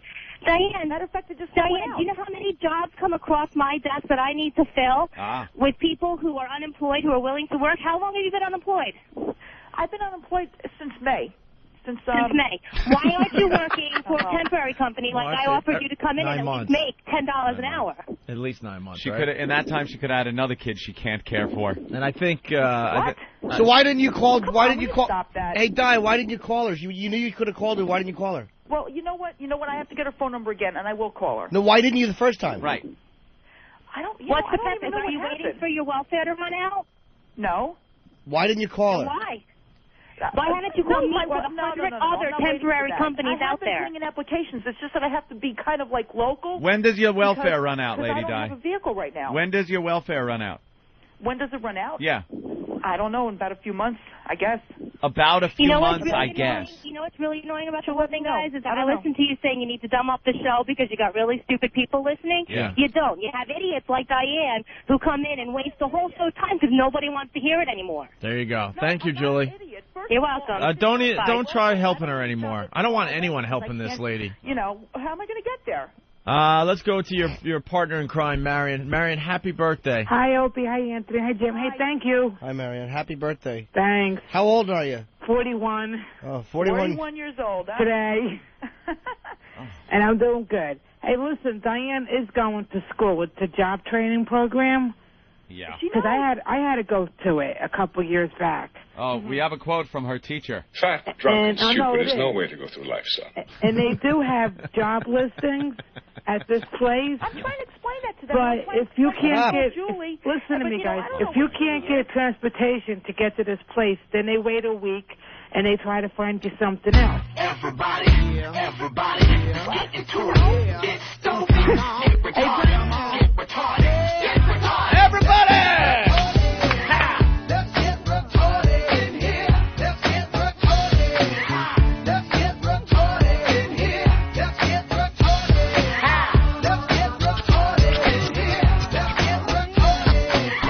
Let's get retarded in here. Let's get retarded.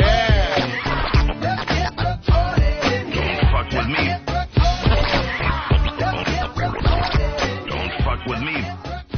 Yeah, Drew Boogie adding a little bit to that. Very nice. Hey, that's a cool song. I like that. Very That's nice. pretty cool. Yeah, whatever, dude. Hey, you still have Diane on the phone? Yeah. Yes, I'm still here. Diana, this lady, Julie, that wanted to give you a job, where is she I from? can't travel far, and she should know that. Where Lady is she Di is from now? Where does she want to panzer-sized. give you a job at? Well, I don't know. Well, you never told me about this lady. That's why I'm asking. No. She called up a while ago, right? And I think I tried to get her phone number. I don't even think I got her phone number. Well, get her phone number, and if it's local, Nope. we can take a bus. Nope. Go for it. Nope. I told Julie never to call again as far as the Lady Di situation goes. Because she doesn't drive, guys. Look, she has to go locally because she's got a bus Wait, fit. Marion, hold on a minute.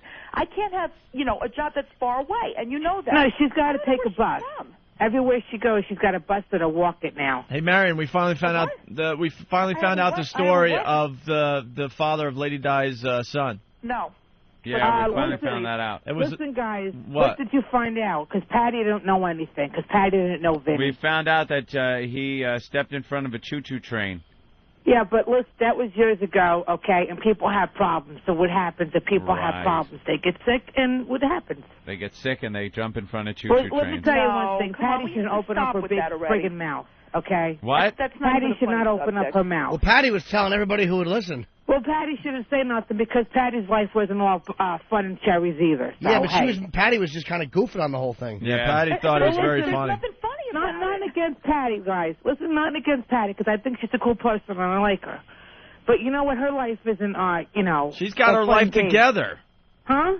I can't believe I'm sticking up for Stalker Patty, but she's got her life together. Yeah, now she does. We're Yeah. happy for her. But look, Diane was doing good. And so what? You lose a job a couple years ago. You fall back. You get up and you get started again. Well, exactly. Pick yourself And up that's by what your she's trying to bootstraps. do. Pick yourself up by your horseshoes.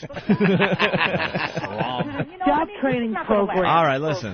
She really is. All right, hold on a minute. I'm going to get a job. Hold I'm on. telling you right now. Someone wants to say hi to you. You've been saying that for months. We've been Well, doing you know, this show for months, 4 I've been months. looking for a job, and somehow, some way, they just, they don't. You're I coming don't know, up they just on a don't call year. back, I call You're them. coming up on a year of unemployment. No, it's not. coming I'm up on sick a of year paying yet. for you to live, you fat pig. It is Hey, a hey, year. you said that. It is a Stop that. year. What kind of an ass doesn't work for 9 or 26 months? Well, it happens. Hey, unemployed asshole, I live in New Jersey and I pay for your beer. Mel won't let me work. You drunk? What would you like me to do? Hey, stupid I drunk. can't really. Hey, shut a stupid drunk. I pay for your beer money. Get a fucking job. Who's this? You know what you should do? Oh, it's Frenchie's stupid? brother again. You know what you should do, stupid? You should work as a waitress in the Stress Factory because this weekend Jimmy Norton will be playing 11th and the 12th, today and tomorrow. And you can reach the box office at 888-541 ha ha. So you know what you should do, drunk? Put on your drunk laughing hat and laugh yourself into a fucking drunken tizzy. Now shut up. Norton, when are the show times? Because I'm going. I think it's 8 and 10:30, but it's in the Eatontown one, not the New Brunswick one. Eatontown, New believe me, Jersey. I know. I'm going to the Late Show, bro. I'm gonna support Jimmy Norton Oh, tonight. cool. Opie will be there tonight. I'm going to go see you tomorrow night, so that should be a good show. You got to But, come up. You got to come up and say hello, man. You got to come up and say hello. I absolutely will. I will see you tomorrow night. And damn. Drunken jerk off. I hate your guts. Andre. Thanks, Andre. He left. He's great. I wanted him to call her the C word today. We don't No. break out the C word often, but man, I wanted to hear it today. Cow.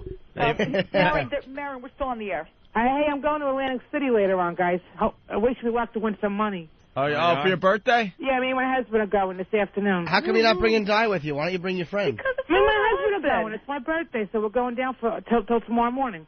Oh, any hanky-panky going to take place in that Maybe. room? Oh, wow. There you go. Honey, you're 41. Can I finally have the balloon knot? Hey, they've been doing it for years.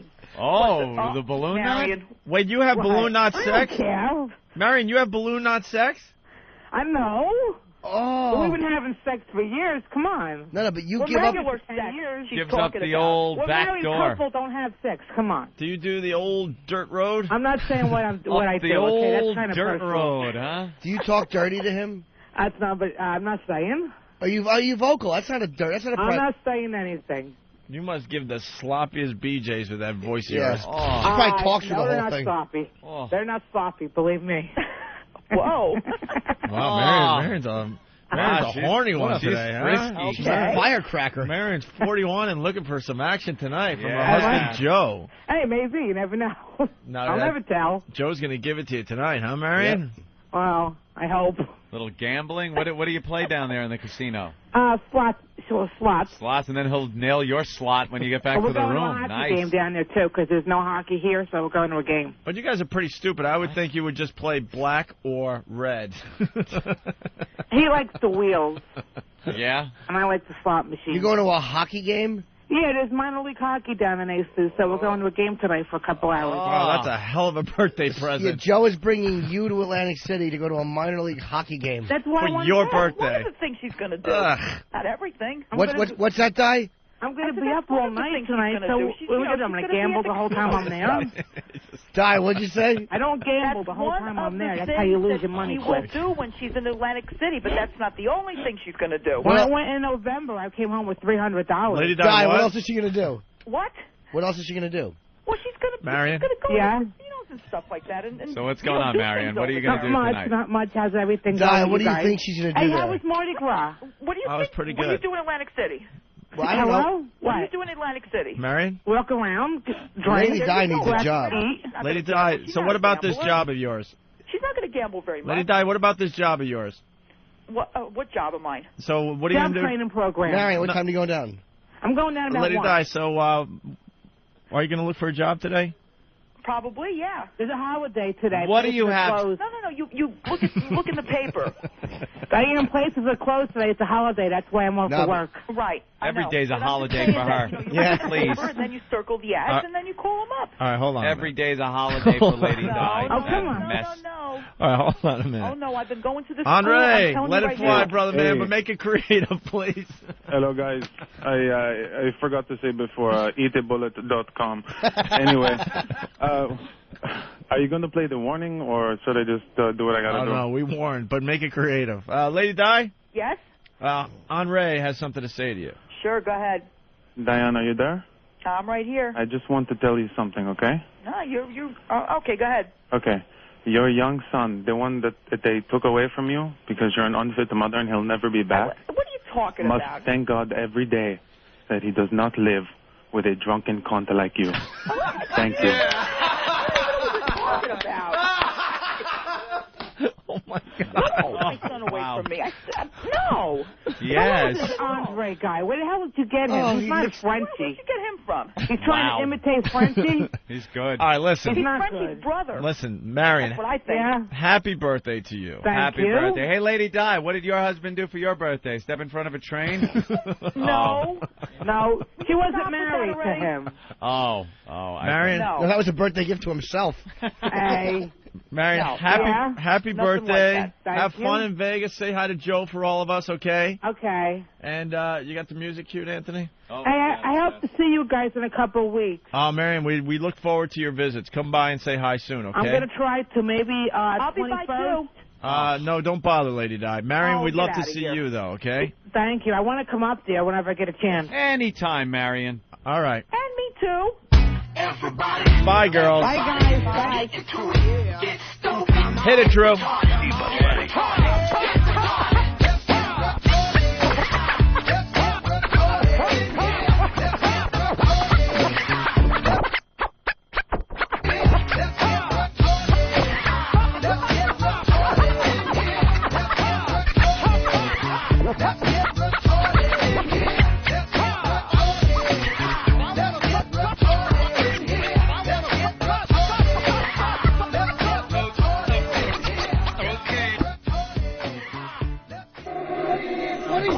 All right, what's the problem? Oh, boy. What's the problem? What's the problem? The Emperor is not happy with his coffee. Oh, no. Are we going to have to break into...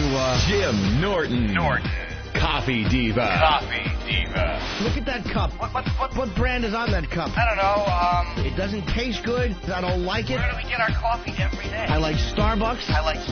And I don't like supporting the savages that run most of these delis. You're insane. Yup. You betcha. You might be right. Yeah. What is this? You want to taste this?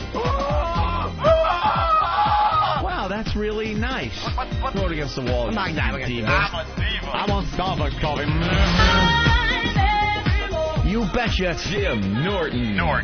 Coffee Diva. Coffee Diva. I know Starbucks is a big world order type of thing. At least they're not funding terrorism. And Anthony Show. XM202. Now describe to me what Marcellus looks like.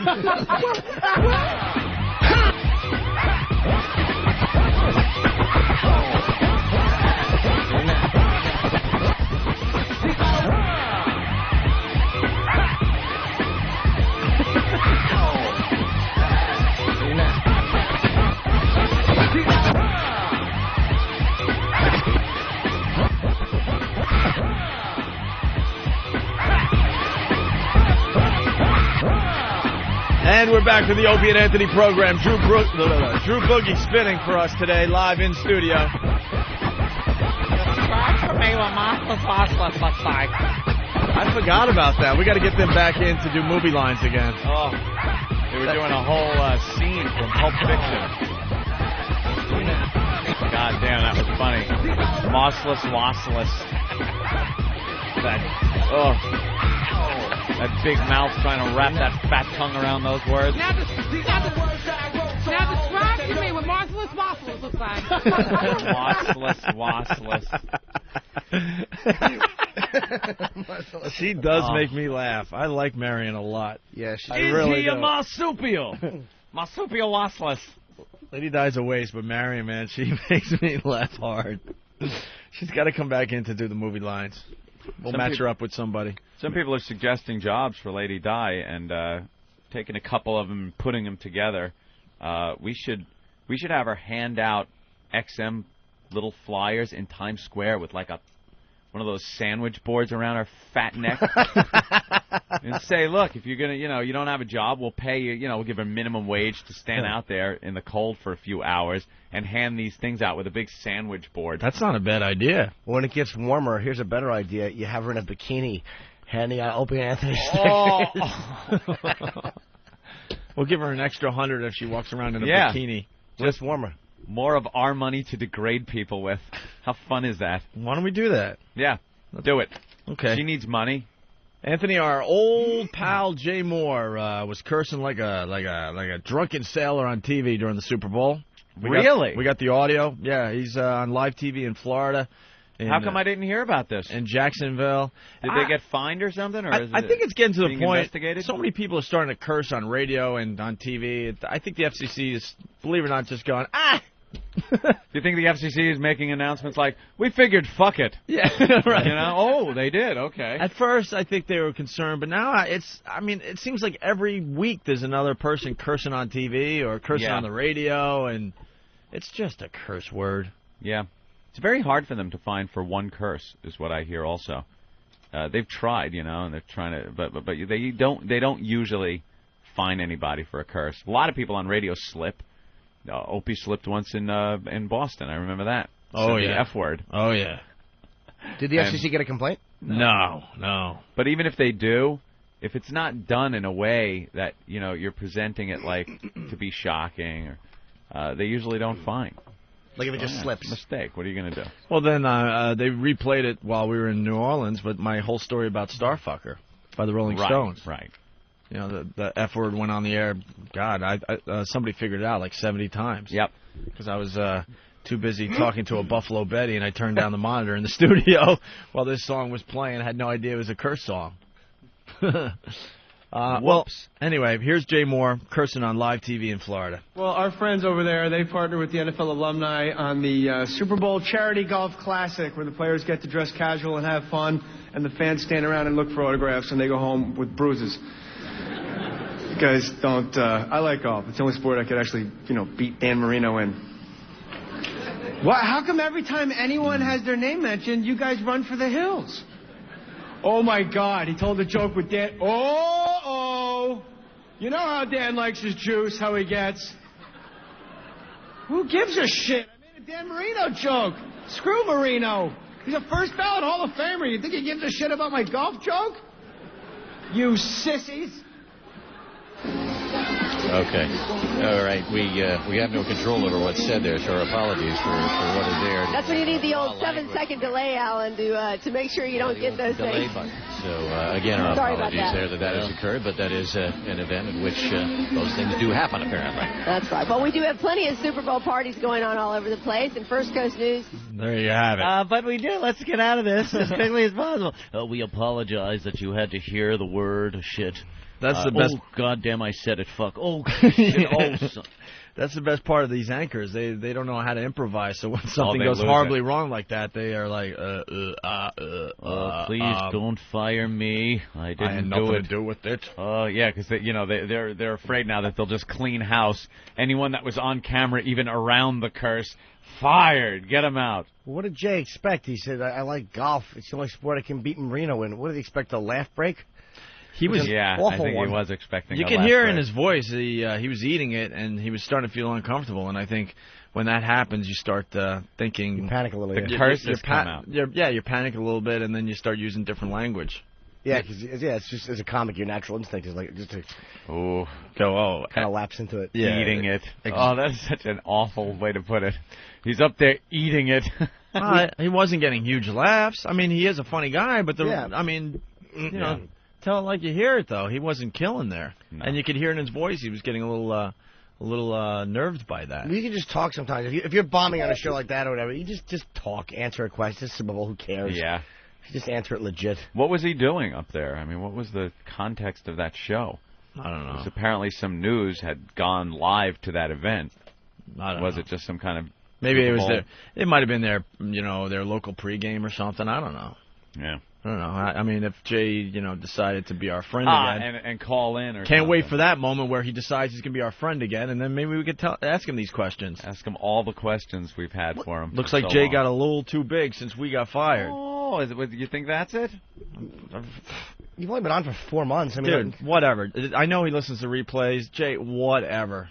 If you want to call. If you don't, then fine. Stop this teasing where you have your buddies call Ben and, he might be calling Friday. Oh, and we can't wait. Today might be the day that you call us, Jay. Who cares? I don't care. You either call or you don't. It's been good. It's been a soap opera with Ben and Jay's posse. He might call. Oh, well, he overslept. He was going to call Monday, but he had to go to San Diego. There was always an excuse. It's like, dude, you know what? Don't even bother. Who cares? Maybe it's like Lewis. Maybe it's just a misunderstanding. No, it's not, because it's been a thing that's been going back and forth. Ben will tell you. What happened? Lewis's scumbag publicist wouldn't pass on the news? Well, that was legit, yeah. I don't know. I'm sure it was. Yeah. It didn't seem like Lewis Black to not be a part of the show or call or anything. Lewis actually put it in perspective. He was like, he goes, who am I that I'm not going on other people's shows? And it's like true. It's like, why would Lewis do that? So he's not that kind of guy. The publicist just didn't tell him, right? Yeah. That publicist, and I'm making this for the record, a blanket statement. You are worthless, and you do what you do because you couldn't cut the mustard on the entertainment side. Yeah. It's exactly why you do what you do. So you have to shuttle around talented people and speak for them because no one will speak for you because you don't have talent. I hate publicists. Ooh. They are lying, spinning sacks of shit. Well. Overprotective. Do you have one? No.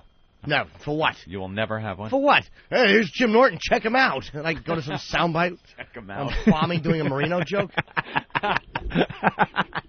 The other big news here in New York City is Jason Giambi, who said absolutely nothing. There was this huge... Everyone was waiting. There was this huge press conference at Yankee Stadium, Giambi.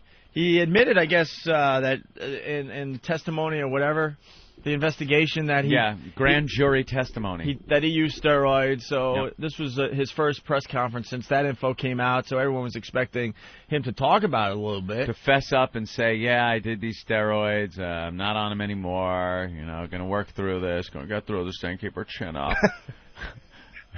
And apparently he didn't. He was very evasive. blamed a lot on pending litigation, and didn't really even fess up. Never used the word steroids. Then why did he even have a press conference? Because he's really hated in New York now, and I think he figured a little FaceTime will help him out.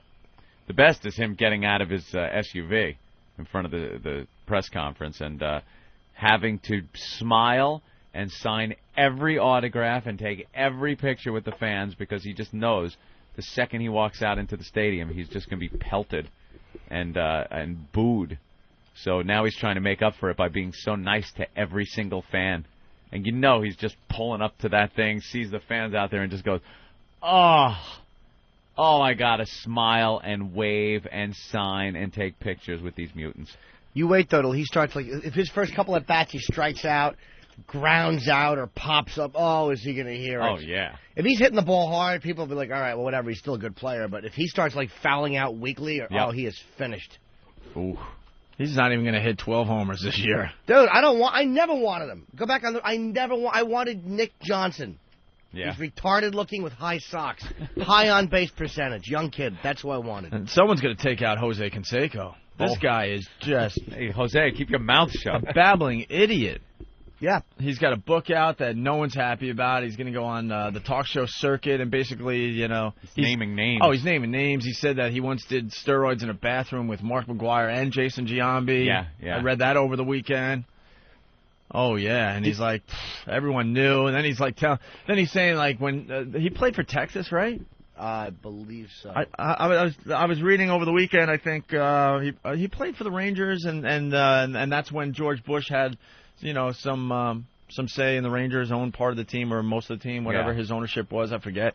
And basically Jose Canseco goes, oh yeah, the president knew that the guys on the Rangers were doing steroids. Really? So then they had to get a comment from George Bush and. You know, basically saying, you know, I've always been against steroids. Blah, blah, blah. What else is he going to say? The government's going to take you out, Jose. Are you insane? Assassinated. Did you hear that Canseco blew the, like, apparently this guy's mother from Panzerfaust was doing steroids? So he was the one that blew that up. So here's Jason Giambi from the press conference yesterday. The reason I'm here today is, you know, because I'm a man and you know, I made mistakes and... you know, I'm here to, you know, sit in front of you guys and tell you that. But I'm sorry, and you know, I'm going to work as hard as I can to be back to the player that I am. You know, I've been working my butt off this off season, doing 2 workouts a day in the mornings. I've been running, hitting, and throwing. You know, I wish I would have done a lot of things differently. I really do. And as I look back, and all I can say is I'm sorry.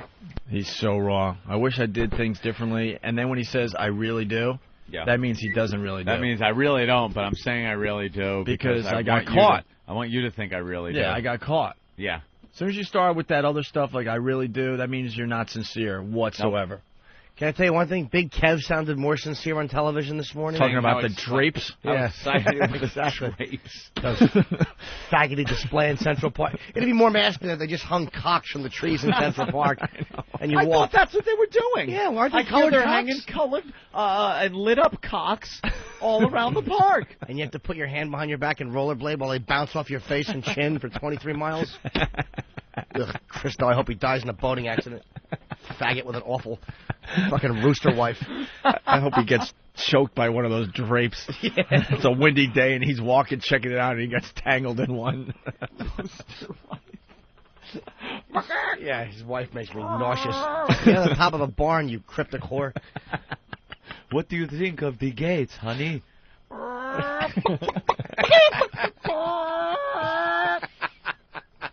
Oh, awful. Awful cockhead. The best is the park is just filled with nerds helping to put up this display. Oh, Big Kevin, his diction. I'm excited. I don't think after Big Kev's appearance on TV, I don't think he could ever be on our show again, man. Too geeky. Too geeky for us. What it was? Too geeky? No, we love How many people are going to rollerblade and maybe injure themselves hitting one of these things? Not enough. People rollerblade on those paths, right? Yeah, no. I guarantee, because it's New York, it's New York City, I will guarantee you some lawsuit will be brought against the city because of this artwork. Someone's going to rollerblade into it, hit it, Someone's going to say that it gave a criminal some coverage, which then resulted in them being injured or raped or something. Oh, there'll be graffiti on them. Well, that's why it's made out of that space-age polymer. I see what you're saying. It wipes right off. I'm sure there's a multi-million-dollar cleaning crew that's got to go through every day. And then the NYPD. We know the NYPD. Yeah. There's hundreds of these guys that have to go guard the gates now. Yeah, a little overtime for them. Cost the city some cake right there. Yeah, enjoy the artwork. All right, let's go to another clip from Giambi. Well, I can tell you that, like any situation when the San... Yeah, I'm sorry. This is Brian Cashman, the GM, talking about Giambi. Well, I can tell you that, like any situation when the San Francisco Chronicle article came out, we certainly looked at it to see what it meant to us and what the situation meant, but we have not taken any action off of that. They basically want to get rid of him, but he has a guaranteed contract. That's what that's saying. You know something? It's a little hard for these teams to start throwing these guys off also. And that is because they all knew what the hell was going on. It's very hard for them to then toss these guys because you get a guy a little disgruntled that he's thrown off the team. I'm sure he'll go run off and say, get me a press conference because I'm going to expose all these sons of bitches knew everything that was going on. I got names, dates, places. They're all in the same boat here. The owners, the players, everyone knew what was. You got to be stupid not to think Mark McGuire wasn't taking something. Giambi, you looked at him. Stop it. You see pictures of Mark McGuire now? Yeah, completely different person. Of course. How about he's not working out. Yeah. Yes. Yeah. But didn't he get tested all last year and still hit a lot of home runs? Was he tested last year? Like all steroids? last year? Why was he being tested when there was no steroid testing? No, I'm saying wasn't there something like all this past season he obviously couldn't have been taking them for some reason? Well, I don't know. For some reason I thought he was under the microscope all last season and still hit a lot. Somebody might know more than there me. wasn't any testing though. So. Yeah, Lady Di knows more than you about that. Yeah, Jesus. Well, she's a Beatles expert. Hey. Didn't he do something last year when he was maybe with lights in the park? Well, I actually asked Lady Di one time which one of the Beatles got shot in front of the Dakota, and she got on the second guess. Oh, okay. How about that? So, I mean, if that's not expertise. Did you see Paul McCartney at the Super Bowl? Didn't Ringo look fat? You think Brian... Samoan? No, nothing. You think Brian Cashman wants to pay Jason Giambi all that money? How much is his contract? It's ridiculous. This guy's going to hit 12, 11 homers next year, tops. Yeah. If Cashman could, he would have got rid of him. And his stupid contract. But he can't. Well, now they're going for the reasons Anthony was saying. Yeah, forget it. All of them knew what was going on. They all knew it was great for the game. It was great for their teams. And now they're going to have to do something about it. All right. Surprised. And now here's Joe Torre. It's going to be something that's going to be tough for him because I think we're all sensitive to criticism, but he understands that's what's going to be out there. Yeah, Joe Torre talking about the fans. Oof, You know the chant's going to be steroids. Oh, that's a good one. Oh. Unless he starts hitting home runs. If he comes out and starts hitting home runs, that'll shut them right up. He's not going to be hitting home runs. But I'm just saying that Michael Jackson can walk out to the plate with a kid dangling off his mule, and if he hits it out of the park, he's a hero. He's got to get used to a completely different body, than he's used to, and then the pressure that everyone is going to place on him. Forget it. This guy. He's going to be the biggest choke next year for the Yankees. I think so, too. Next year. See. Hell, it's right around the corner now. Has he ever won a big game, though? Like, every year he's been great, but, I mean, he's ever really done anything in the playoffs? I've never been impressed with Giambi. No. All right. Well, I heard he pulls trains with his wife. I heard they go to some strip club and pick up chicks. Oh, yeah? Yeah, I really respect that. Yeah, how about that? And this segues perfectly into Valentine's Day. Ooh. If you can't bang, another chick with your wife, well, we got something that bring a bear into the bed. The steroid bear is just as good. No, we can't make up bears. Oh, no bear names? Don't make up bears. They don't like that. Okay. It's against the rules. Yes. Valentine's Day is Monday, people. And you don't want to spend your weekend in the mall. Oh, the mall. Got 3 words for you. Vermont Teddy Bear.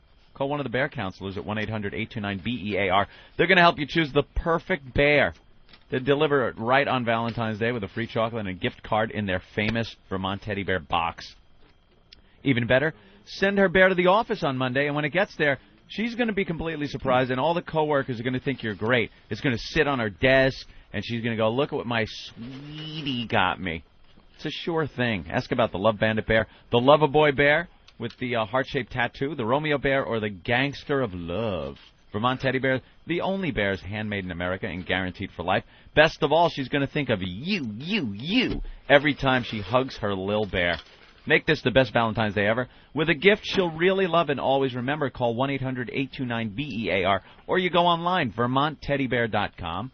Do it today. Send the creative alternative to flowers. Valentine's Day delivery is guaranteed. 1-800-829-BEAR. Tell them your good pals, Opie and Anthony, sent you. All right, in honor of our little baseball talk, we're going to play the Earl Weaver clip.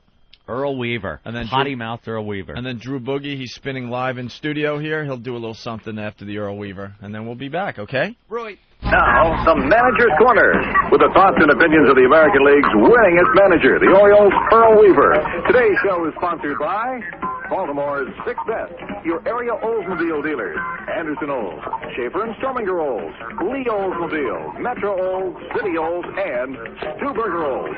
And now, to the Manager's Corner with Earl Weaver.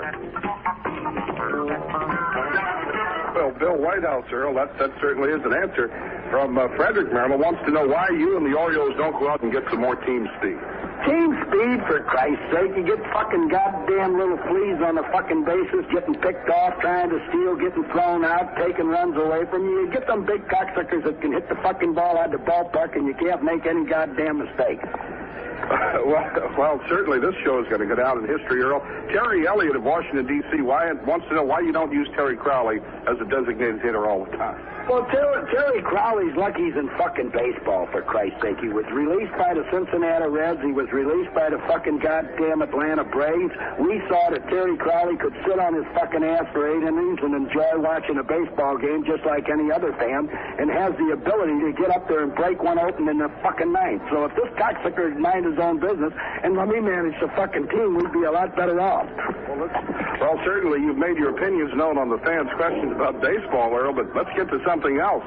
Alice Sweet from Norfolk wants to know the best time to put in a tomato plant. Alice Sweet ought to be worried about where the fuck her next lay's coming from rather than where her next goddamn tomato plant's coming from. If she'd get her ass out of the fucking bars at night and go hustling around the goddamn street, she might get a prick stuck in her once in a while. I don't understand where these questions are coming from, Tom. That's about it from Manager's Corner. Go fuck yourself, and the fuck with your show coming up next on the Baltimore Oriole Baseball fucking Network.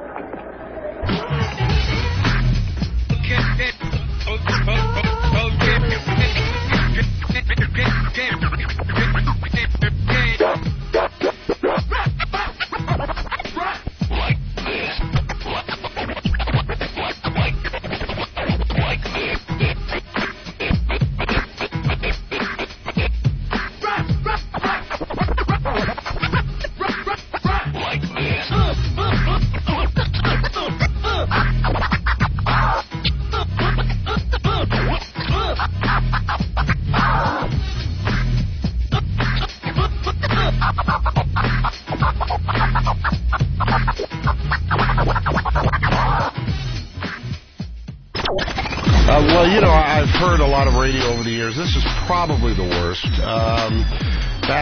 Way back in the middle 60s, there was a small station outside of Moline, Illinois. I believe it was WRCW, not sure of the call letters, 1590 daytimer, signed off at sunset rather. They were pretty bad. They were pretty darn bad. But this is probably worse. Agapame to Opie and Anthony. The Opie and Anthony Show. The Opie and Anthony Show. XM 202.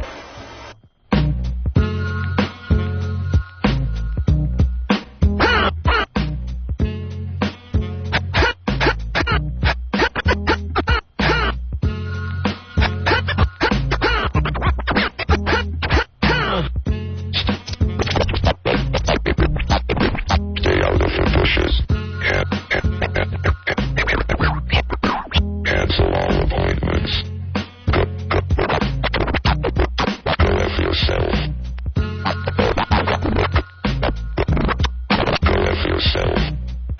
And we're back with the Opie and Anthony program. Drew Boogie spinning live in the studio. Something a little different today.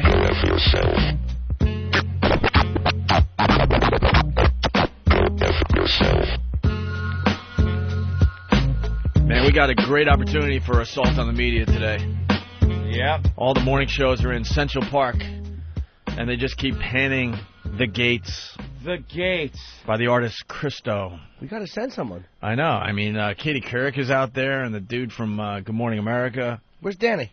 I don't know where Danny is today. Danny's answering the phones. Danny's the guy. Danny. So, Anthony, what's going on with Corey Feldman? I guess he's now saying that maybe something inappropriate did happen with Michael Jackson. Now, for years, people have been asking Corey Feldman. Gotta say hi to Joey. Yeah, look at that. I didn't even see. Joey Paizano. Good. From Paizano's of Mulberry Street in the heart of Little Italy. How you been? Been good. Go down there and ask for a free glass of wine, and you'll get it, right? Yes, you will. That's right. Food's awesome. I was there for the first time in a while, about a month ago. I had a great time. Say, O&A sent you. You get a glass of wine on the house. Yes, you do. You there still you go. do. Still. To this day. You don't have to buy dinner. Just get wine and walk back out. Oh, yeah, Nice. good luck to you. You do know it's in Little Italy, his restaurant, right? Right. Are you insane? We'll get you at the corner. And Joey's Eagles lost in the Super Bowl there. So. Yes, big Eagles fan. It was very funny because everyone knows that Joey, he's from New York, yep, born and bred, but decides he likes the Eagles. I still don't get that one, but major Eagles fan, and they finally make it into the Super Bowl there. And shut up, Ben. Oh, Ben just cackling. Dynasty. Maybe if you guys had Tom Brady. Tom Brady, he can do anything. So it was funny because we all called Joey, wishing him luck because his team was in the Super Bowl. How many phone calls did you get? Seriously, I got phone calls from people I didn't even remember that called me up. To yeah, say, hey, because everyone, finally in the Super Bowl. Everyone knows Joey Eagles. Simple as that. How many calls did you get after the Eagles lost the Super Bowl? I haven't spoken to anyone since the Super Bowl. Everyone is scared to call Joey. All my phones were broken. No one has called. Joey actually had to go to a phone booth to see how the game turned out, and he got, no, it's over. They're gone. They're gone. What, the Eagles? Sorry, there was nothing we could do about it. They're gone. Smashing the receiver on the phone. That's a shame. McNabb stunk. I was rooting for Philly, too, man. He was bad that day. He was.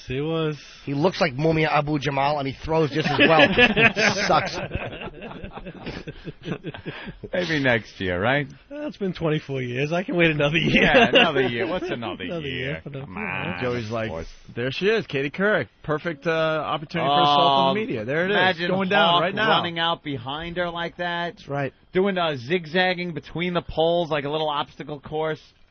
That would be very, very funny. All right, well, Joey's here hanging with us. We're talking about Corey Feldman. So I guess he's been subpoenaed or something by the grand jury here, or the actual, what is it? Are we past the grand jury now? Yeah. So he's going to testify in the Michael Jackson case. Yep, and for years he was saying nothing happened. He had his relationship with Michael Jackson when he was a little kid, been to Neverland, hung out. Michael Jackson took him all over the place. They used to dress alike. He'd put the little hat and the glove on, and they'd dance together. And everything was fine and dandy. But now he's saying, now that I think about it, inappropriate behavior is inappropriate behavior. I think you remember it. I think you remember certain things. If it's just Michael Jackson taking you around Neverland, putting you on rides and things, that's one thing. But anything other than that, like maybe magazines. You either sat on a dick or you didn't. There you go. It's pretty easy to figure out. But did you sit on a dick? 11, 12 years later, he's now thinking, well, you know what? Now I'm thinking that there were some suspicious things that were going on. Yeah. Oh, I think just wants a little FaceTime, and there he's getting it as we speak. ABC News. You know, I mean, this guy is attention starved. He did the surreal life thing and then faded back into obscurity. Yep. Wow, they're showing some more of Christo's projects. Oh, there's a big umbrella that Those killed are the umbrellas people. that killed some person. And here we get these stupid gates in Central Park. Anyway. Ah! Oh, they just showed his wife. She's just awful. Look at that hair color. That's a shade of red. I don't even know what it is. Now you understand why he's just traveling the world, setting up big, huge umbrellas and wrapping buildings. He doesn't want to go to bed with this chick. He just wants to see something that's more of a spectacle than that awful thing he's married to. Oh, my God. She is atrocious. Oh, look at that shot. Oh, God, you got the Christo and the gates. Why aren't we there? Why aren't we there? I'm just making a mockery of the whole thing. Mocking everything. We need to mock. That scene needs a shit dick sign. Donkey sausage sign. Right. Oh, donkey sausage sign. Well, hurry up. They're off the air at 9. Yeah. What's going on, Yeah. guys? Let's go, guys. Let's They'll go. be going there all day. Donkey sausage sign, Eric. Anthony, they're deploying. They're deploying. Yes. They're deploying. Yeah, because at least you can't get in trouble for that. Or Yeah. little Connor. No, get the donkey sausage. Do donkey sausage and do one of those wows that we have in the office, right? All right. Hawk is on his way. We're All deploying. Anyone else want to deploy? They're in Central Park right now. Take this, Eric. A lot of news crews in Central Park going live. Oh. He nailed you. Oh, my God. Now I got to sit here and wait as Eric writes another note instead of jumping on mic real fast. What are you writing down? Just get on the mic, Eric. You can talk. Nothing for him. Ooh. Oh, all right. I'm sorry, then. Nothing for you, Opie. All right, Corey Feldman. Yeah. So now he's getting FaceTime, and he doesn't really have anything, really. He has no real details. No. Just stupid crap. Things that might have been inappropriate. And things that I think were inappropriate. I think so. If you're Michael Jackson and your whole game here is the fact that you're just helping children, you love children so much that you're helping them out. He takes terminally ill kids and brings them to Neverland, and if they're just riding on rides and everything, that's fine. But anything more than that and anything remotely sexual is inappropriate. Let's go to the Corey Feldman audio. More of our exclusive Corey Feldman police tapes. Yeah. Do the 1993 recording suggest cops were on a witch hunt to trap Michael Jackson since his first case? Jay Mohr Mitchell says the tapes could show the King of Pop is the victim of a hidden agenda. Is your belief in him and your love for him getting in the way of you telling us anything? Everything I've told you is true, and nothing happened. Corey Feldman in 1993, grilled by Santa Barbara Sheriff Sergeant Deborah Linden and a detective about the actor's close friendship with Michael Jackson. Sometimes the two had even dressed alike.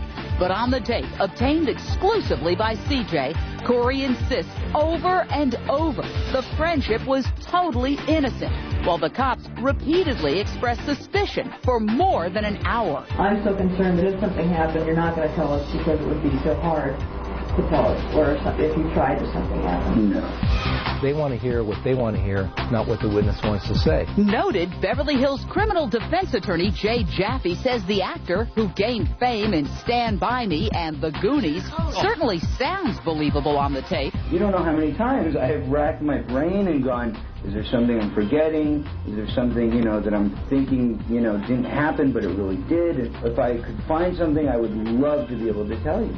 But nothing happened. Jaffe says while the investigators on the tape did not break the law, Jackson's defense team could use the cops' repeated, aggressive questioning of the actor to bolster their claim that D.A. Tom Sneddon's long been on a witch hunt. I think that the defense would try to show that the investigators in this case are in fact not objective in their fact-finding process.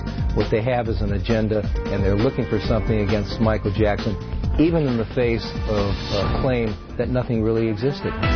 Sergeant Linden, who does most of the questioning, is reportedly the same investigator who wrote the 1993 affidavit to get court approval to photograph Michael Jackson's private parts, an experience he calls A dehumanizing and humiliating examination by the Santa Barbara County Sheriff. The big question, will Jackson's team now try to use Corey's 93 interview in the current case? everybody's happy. Now in his mid-30s, Corey recently starred on The Surreal Life and is now a family man with a wife and young child. Corey's reps confirm he has been subpoenaed by authorities to testify in Jackson's current molestation case. Reports are Corey may now say there were things in their relationship that were inappropriate and wrong. But if the judge allows Corey to take the stand, he may also allow in his '93 interview. The defense could introduce the tape to impeach Corey Feldman when he said nothing ever happened, and he said that repeatedly. Reports are Corey will not accuse Jackson of molestation. One anonymous source says Corey will claim Jackson showed him adult materials, including a Playboy magazine. Corey's reps say he's under the gag order and can't comment. All right. Well, Anthony, no wonder why celebrity justice is shown in the middle of the night. CJ, Opie. It's called CJ. No surprise that this piece of crap TV show is on at 4 a.m. in New York City. I know. I wake up in the middle of the night, and there it is. It's on. What the hell did they just say? Nothing. Nothing. Absolutely nothing, and it was all... You need all the music going. Corey Feldman. We caught up with Corey Feldman. That woman, I can't stand that woman on that show with her affected voice. What a waste of time. What is he gonna say? Is her voice affected? What? Yeah, just a tad. I didn't even know. I like her. I didn't even notice it. Oh, I can't stand her. Bing, bing, bing. Corey Feldman isn't gonna say he was my lost kid. What? Oh, she is the worst. How many syllables are there in say? And Giambi. New interesting twist in the Michael Jackson way on QIS. What? What are you saying? They distract you with all the zings and zangs that they say nothing. And then you're like, what did she just say? I said absolutely nothing. Oh. I'm snorting like Dee Dee now. And in 1993, after David. Yuck. Just bear with me for 1 second, because now I got to hear her voice. I won't play the whole thing again, obviously. Oh, it's so affected in Hollywood. Just has Hollywood. Let me just hear her again. Blonde, screwed her way into this job voice. More of our exclusive Corey Feldman police tapes. Do the 1993 recordings suggest cops were on a witch hunt to trap Michael Jackson since his first case? J. Willis Mitchell says the tapes could show the king of pop is the victim of a hidden agenda. The tapes could show Michael Jackson, the king of pop. Yeah. That awful bimbo Hollywood voice. Well, they said absolutely nothing in that piece, Anthony. I watched Celebrity Justice a couple of times hoping to see something. You know, you're like, all right, this seems like an interesting little show, you know, it's a little insight on some of the stuff celebrities go through with court and stuff. Nothing. Every show is like that. They get to nothing. They finish it off. There's Jerry Seinfeld getting another parking ticket. Wow. Oof. Real Celebrity Justice there. Yeah. Here's some Jerry Seinfeld in his Porsche getting another ticket. Yeah, smack her in the head. he can afford those tickets. He parks wherever the hell he wants. I'm going to park in the middle of the street. Right, he don't care. I don't care. They make it sound like he got caught again. No, he knows what he's doing. He knows it like he cares. What a surprise, I was in a parking space. He's got at least $100 million in his savings account. Guess what? He's parking wherever the hell he wants. No, I can afford it. I wouldn't worry about it. You know who can't afford it is the mom from Seinfeld. Oh, the poor mother from Jerry's mom. Jerry's mom from Seinfeld is what, broke, bankrupt? Seinfeld's TV mom files for bankruptcy. Liz Sheridan is broke. Jerry's TV mom. 75-year-old, she's 75. Veteran entertainer was Jerry's mom, Helen, on Seinfeld from 1990 through 98. 8 years on, like, the #1 show ever. She was also on Alf. She was on Alf? And Alf was a huge hit for, I think, NBC back in the 80s. In the 80s. So during the 80s and 90s, this woman had a successful career on 2 of the most popular shows ever. She had 2, yeah. And now she's broke. She's filed for bankruptcy to get creditors off her back and begin anew. She's a very proud, responsible woman, says somebody, but she found herself drowning in credit card bills. The actress owed 15 creditors, ranging from American Express to Victoria's Secret. Ugh.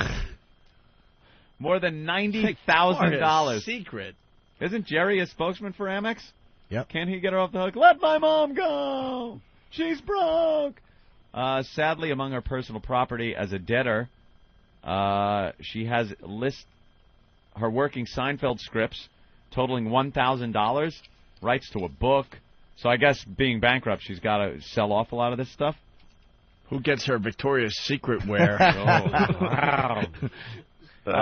She has estimated assets at $50,000 and debt close to $100,000. How are you on Seinfeld for 8 years and you have $50,000 in the bank? I mean, Opie will tell you, 50 grand's nothing. Yes.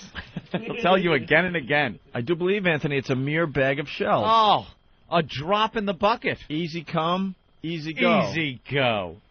I spent $1,000 to get the clicking out of the phone. Clicking out of the phone. Yeah, wow. So, yeah, Seinfeld's TV mom broke. You know those Victoria's Secret panties are awful, too, the white ones. But remember, you ever see old window shades? How they get yellow and, like, that's probably what their awful underwear looks like. You broke old crow. Manage your money better. You're 75 already, for Christ's sake. You're supposed to start anew. Start anew. Yeah, 75. Good luck. All right, well, back to Corey Feldman. So the paper has a lot more info than that stupid celebrity justice show. Seinfeld's mom broke. CJ catches up with her. We caught up with her in Victoria's Secret, buying crotchless panties for her gray patch.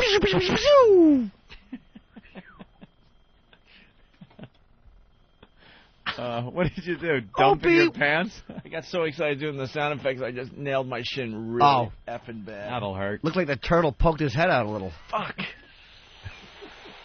We're in the middle of a really funny bit, too, with their zhings and zhoogs. You all right? That really hurt. You want your shin rubbed? No. All right. Oh, man, that hurt. Okay. According to the New York Post, Anthony, former child star Corey Feldman said Michael Jackson once gave him a crash course in sex ed. This is what you're going to find out on 2020 when Corey Feldman speaks. In 2020. And I'm sure they'll have that reflective shot of Corey just looking into the distance.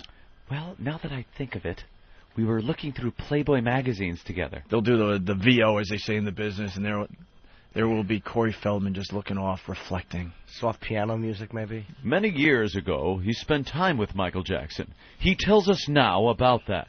That horrific day. When he dressed up like Michael Jackson and danced. Oof. And then had a kaleidoscope-colored cock stuck in his face.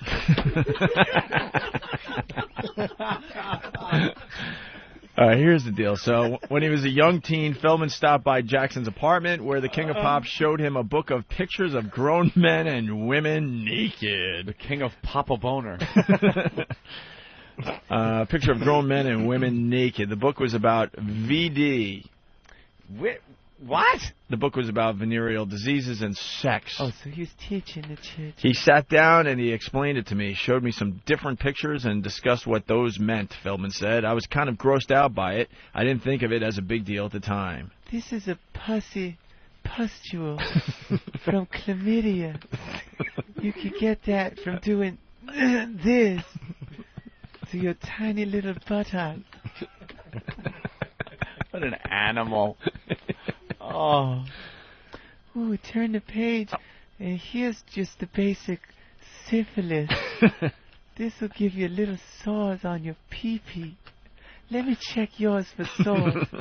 My fingers aren't very sensitive, but my mouth is. All right.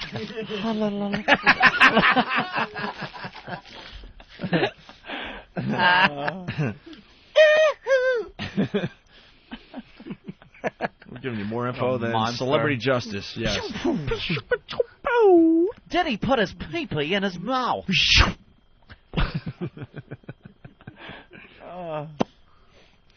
Feldman, now 33, said it took years for him to conclude Jackson was behaving improperly. improperly, around a teen.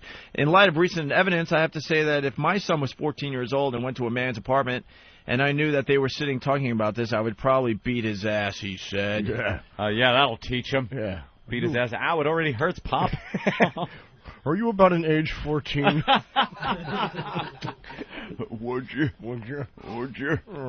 And then he ends with, Feldman said Jackson never molested him. Can you help me get this PlayStation in the van? It puts the doll in the basket. It does this when it's told. All right, we'll play it. Want to hear... You want to hear, are you a size 14? I love, are you about a size 14? Because he goes, would you? But I know what I really want to hear. What's our favorite? Yeah, the other one. Put the effing lotion in the basket. Play them both. What yeah, about, why not? What about if I Caution to the wind. Or what about if I could smell her seed? Nah, the other ones are better. Yeah. Yeah, those two are the hits on that. Well, let's just, I want to hear, are you a size 14? Are you about a size 14? And then we'll go to the hit. Opie. And then we'll do a little Drew Boogie, and then we'll do a little this, and then we'll do that, and then we'll get out of here for the weekend. We have to, Superficial people, I don't think looks matter. Some folks weigh 100 pounds, but I want someone fatter. I want a girl who'll fit me to a T. A woman who'll look good on me.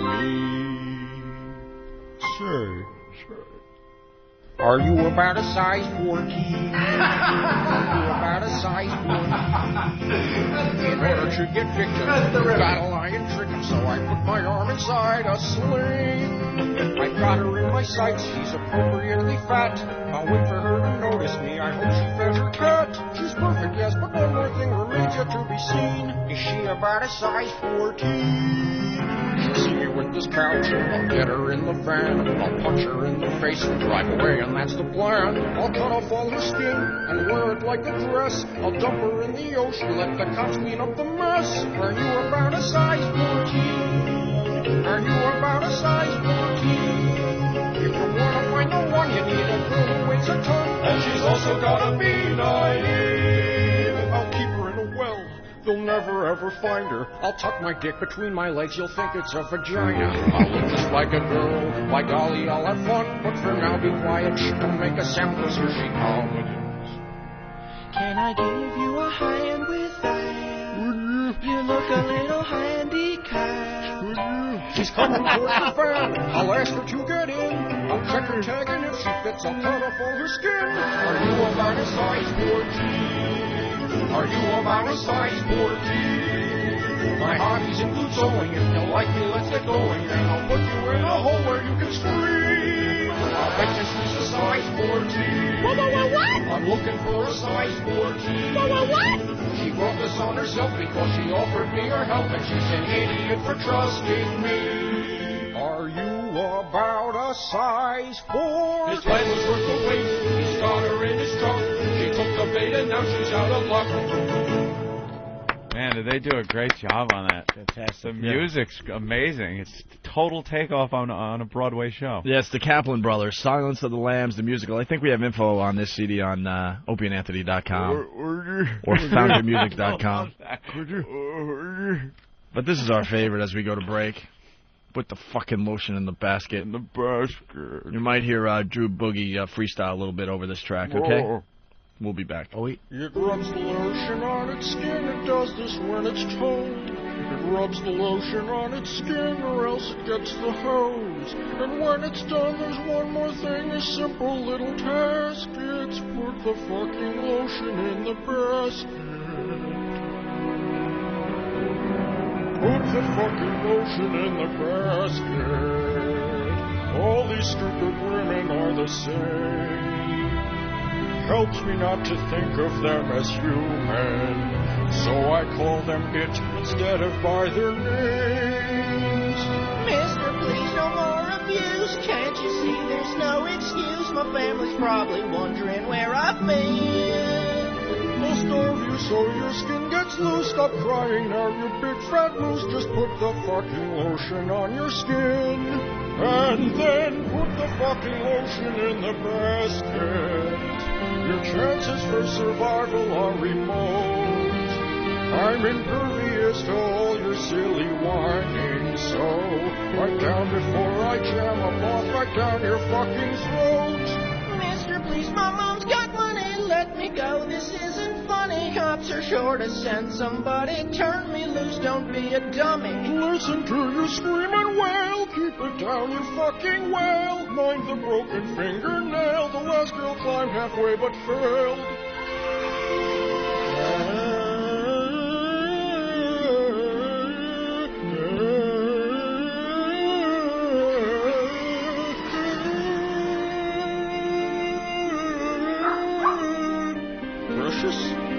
She's down here, you piece of shit. Put the fucking poodle in the basket. I'd kill you, but there's someone at the door. Don't make me go and get my gun and shoot you. It's a waste of skin. They don't sell fat girls in a fucking store. Put my fucking precious in the basket. Don't you hurt my one and only friend. You don't know what pain is, but I'll teach you. If you lay a fucking finger on my poodle's pretty head, put the fucking poodle in the basket.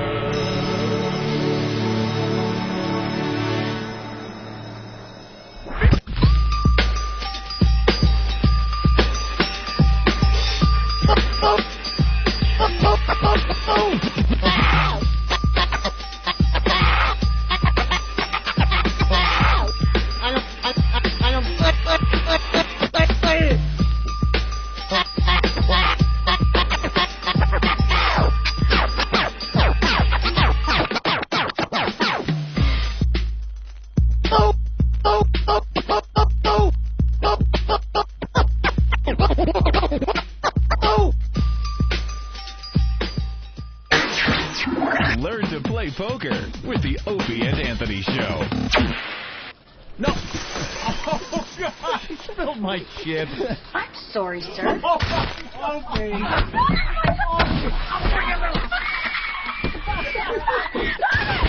Now clean it out! That's right. Be a poker player, just like your father.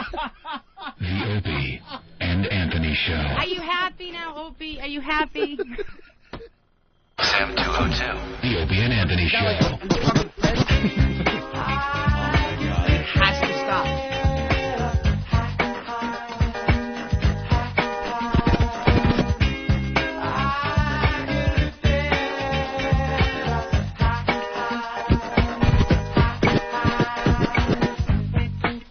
And we're back with the Opie and Anthony program. Drew Boogie in studio today helping us out. Spinning and scratching and itching. Good stuff. Doing a real good job. Joey Paizano, a friend of the show, a personal friend, has a great restaurant in Little Italy. Paizano's at Mulberry Street, in the heart of Little Italy, Anthony. Right. You go there and say, hey, Opie and Anthony sent me. I don't care, he's not advertising anymore. Just go down there and say, hey, Opie and Anthony sent me, and Joey will give you a free glass of wine, okay? That's right. Like the old days, Joey, like the old days, right? And I just found out that Joey's been here since like 6 o'clock. He wanted to check out the show today, and he only gets to check out half the show because he was being interrogated for the last 40 minutes. Unbelievable how long that took. Joe, you're not lying? 40 minutes? Oh, hold on, yeah. Opie! Well, no, we got...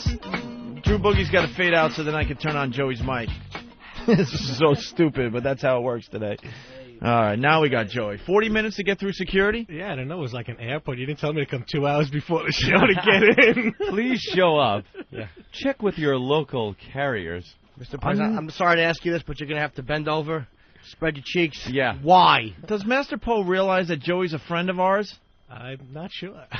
Did you have to show ID? I had to show ID, take pictures. Take you name pictures. It. I don't understand the Stand picture up, thing. sit down. How many bend things over. to sign? How much to sign? You know, I actually didn't.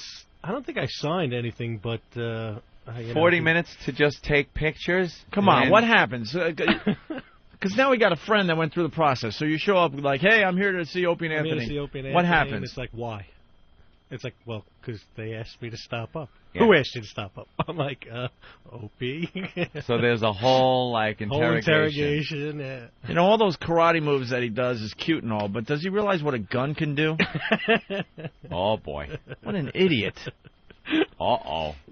So, and then what? And then he takes your picture? Then he takes my picture, takes your ID. What is the picture for? Want to know where I live, where I work, what I do, all my phone numbers, email addresses. How old is my mom? It was kind of a little weird. He asked your email address? Seriously? Yeah. For what? Why are these questions being asked? I want to know why. Are you on a mailing list for XM? There's no reason to have email addresses. Why? And it's a little weird because he usually spends that much time with the really hot chicks, not with the dudes and not with the fat chicks. The fat chick could walk right in here and get on the air within 30 seconds. Yeah, with a machete. If you're a hot chick, then you have to spend a long time in Master Poe's little booth as he takes your picture and tries to see if he could, bang you. I don't think people Ben, what's need going to on with put this? through Seriously. What is this? Does Poe know that Joey's a really good friend of ours? Per one of our meetings in Washington, everyone has to go through this process. It's just, it takes so long. Why? Whose idea? Talk to the lawyers. They want Why everyone. do they It doesn't matter if it's Opie's brother, if it's your brother. Oh, no. My brother will not be going through that. Trust me. He might pay $100 when he goes out, but he's not going to be photographed. My brother will not be going through that. Anthony's brother will not be going through that. Well, they've actually already been here. So Our friends will not be going through that. Only the first time they have to do it? Well, he's been here before, but they since one of our last trips to Washington, all the paperwork had changed. And our friends and family are not going to be treated like criminals, okay? Neither should guess. How about this? You sign something and you're in. That's it. Because once again, it's a false sense of security. Bunch of lawyers who have nothing else to do get together. They put their greedy, stupid faces together, and this is what they come up with. 40 minutes of bullshit. I don't understand why we need to take pictures of the guests that come up here. Poe can explain it because he knows stuff. Can we have him in to explain? Yes. Maybe they just told him that's what he has to do. Master Poe, you've insulted my friend Joey here. Do you know that? I'm not even kidding. Joey has been disrespected. Joey. I know he's your friend. Pull down your pants. What are Ooh, you doing? I like that, Ope. That's the attitude. Why are they pulled up so high? I'm wearing them. Unfortunately, the new process is to take care of all paperwork. Everyone that comes in, I came here. He said it took 40 minutes. Well, what happened is something happened with my computer. I had to reboot a couple of times. What kind of paperwork is it that they have to? What do they actually? It's just basic paperwork. You have 2 forms, the kind that we had ever since we started. Unfortunately, Joe came here for the first time a long time ago, and we had a hard copy. So this is a computerized copy. The next time he comes in, it's only going to take him maybe 5 minutes. It shouldn't even take that. It should take 1 minute. Hey, how are you? It's Joey. Why Good. next time is there anything? Why is it? What is there next time? Every time someone arrives, they have to do the paperwork. They have to sign the paperwork. This is the new protocol as per conversation that we had 3 weeks ago. Oh, I'm not saying you came up with it. I'm saying it's ridiculous. Whose idea was it? What lawyer in Washington has to have somebody... Like, did Flavor Flav have to fill anything out before he went on the air? Well, Flavor Flav, unfortunately, was rushed in here, and I have to get all the information from his publicist. But the lawyers would have actually had him go into that office at 9:45 and fill out fucking paperwork. Be on the show. This is a stupid radio show. Yeah. This isn't NASA. What about the pictures? Why are people's pictures? pictures being taken? Pictures, you need a picture ID. Yeah, but why are people's pictures being taken? Because the picture will go on their paperwork. See? So anytime that you look at the paperwork, you actually have a picture that goes with the paperwork. Eventually, there's going to be so much red tape and paperwork that we're not even going to be able to do a show anymore. How about a retina scan, Washington lawyers? How about a nice retina scan when you walk in? That'd be. What's the reason for all this? Besides their picture, you also have their license. I know you disrespected Joey a little bit. Little bit. Joe, the no picture and a disrespect license? intended. You did I knew you were a friend, but it had to be done. That's all right, Poe. You did okay. It's all right. It's not. Now get your fucking shine box. Wait, there's a picture and his license? That's good, Anthony. It's like a double ID thing? His picture has to be taken and the license You photocopy? yelling at me, Anthony? What's that? Wait, his license and his photo. I don't understand why there has to be 8. How many photos of Joey do we need? How many pictures are on this there? This is exams. No, I think you're hot, but I mean, I only need Yeah. one. It's like the license. That's all you need. Post giving out wallet-sized portraits. Yeah. framed. Hey, wait. Could you smile by the flag and tilt your head? This is not a wedding. I know Joey's wanted for something, but let's all calm down here. Oh, yeah. Yeah, he's not used to taking one from the front without another from the side. All right. And can you put a ruler behind him?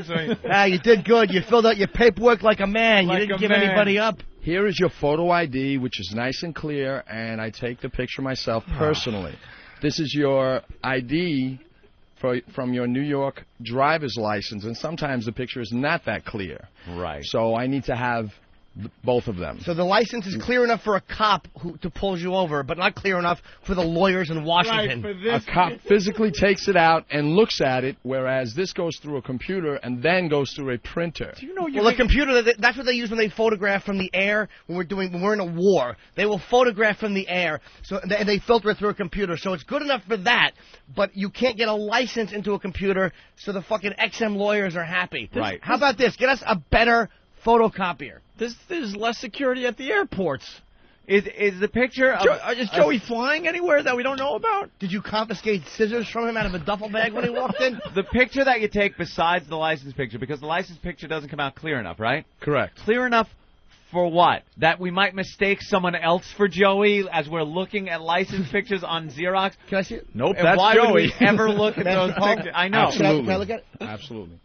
The photos, they go into a one folder in my computer, in my hard drive. And then the IDs go into another folder. And What the hell is going on? I don't understand. Because they have why nothing. this Because they have Whenever we nothing need else to. information They on have a nothing else specific to do person. in Washington, Anthony. That's why. I'm not going to give away the answers. Let's just say birth name, title, maiden name, legal name, also known as. They have an AKA on this list. Mailing address, city, state, zip, picture ID number 1, picture ID number 2, driver's license number. Who gives a shit what his driver's license number is? Date of birth and age. Because you can't have one, you have to have both. Right, you can't. Social security. Why do we need a social security number? It's none of our fucking business. There what is his social no security reason whatsoever to put a social alias, security number. if any. Alias, if any. Joey Salmonella Paizano. Time in, time out. Witness. Witness. And it actually says Master Poe as the witness. I'm the one who witnessed him. You need a witness for the... It's not done. Ridiculous. Website. Home phone number. Work phone number. Mobile number. Expiration date. And please sign. This is fucking ludicrous. Website. Eatabullet.com. What are you supposed to do? Gives a shit. Stress Factory tonight. Why don't you just put down for phone number 888-541-HA-HA. That is revolting. Why is a social security number, which is your key to your life here in the United States of America, why is that needed here? Could someone from Washington call us and explain this? Because this is really weird. Get Elo on the phone immediately. He actually called me back yesterday, and I forgot to call him back. Did he? I just missed each other. If they call and they tell me to take out all this, I will. However, when I first started, we had how many pages? 9? I understand. 9 pages. I consolidated 9 into 2. You're just 9 into 2. Well, it's just that it takes so long. No, wait. No, because then if I had 9, that means you would have... Joey, we would have been out there for 2 hours. But no, we were out there for only 40 minutes because my computer kept on going. Look, on. Look at that stack of papers. It's big as your fucking head. I understand you're doing your job, but you gotta call Washington and say the guys just don't get this, and maybe you could get an explanation. And Monday or Tuesday you could come in and explain it to us. We need an explanation because it's ridiculous. You're still here. I thought I told you to go fill out your paperwork. Bang, boom. The information that's on this paperwork was also on the other paperwork, and I knew Joey was a friend. I knew Joey was a friend. Did you send him through the metal detector? No, I took care of him. I let him sit down. I let him relax and listen to the show. No, he didn't go through the metal detector? No. Good move. Wow. The Social Security number thing is weird. 'Cause that's only needed if you're looking up people's I checked to see if there was any finances. bulges on the side, and no, there wasn't. Dude, do you Can I realize... ask why there's one line for alias and one line for also known as? What is the difference between also known as and alias? That's the same thing. Same thing. The redundancy of the legal system comes out in little moments like that. You know what is really amazing? Our guests, people that come in here, have to fill that out. I work for XM. I didn't fill out anything nearly as in-depth as that is to come in here. They pay me. I come in here every day. They don't know any aliases I have. They don't know cell phone numbers. They don't know. I didn't fill out a form like that to work here. Yeah. I never saw any paperwork that said Benny the Bulge Sparks. It's just another false sense of security is all it is. Do you, Master Poe, do you understand how many guns are in this building right now? Do you want to guess? How many guns? How many guns in the building? We'll find out later on CJ. Many people come to radio stations armed and dangerous. But we'll talk with Master Poirot on CJ. Let's just put it this way. There's more than one. That's good. That means we're safe. There's more than Very one safe. in this building right now, okay? That's wonderful. A little bit. I would put the number at about 3 today. Okay. All right. Does Keith just walks in here and it's like, I'm just saying. Does he? I'm just saying. Well, he's a cop. officer, of course. Keith is a police officer. Keith is a friend of yours. I got to say, when Joey handed me his gun, it kind of turned me on. You ever make Karen fill out paperwork again, and I'll kill you.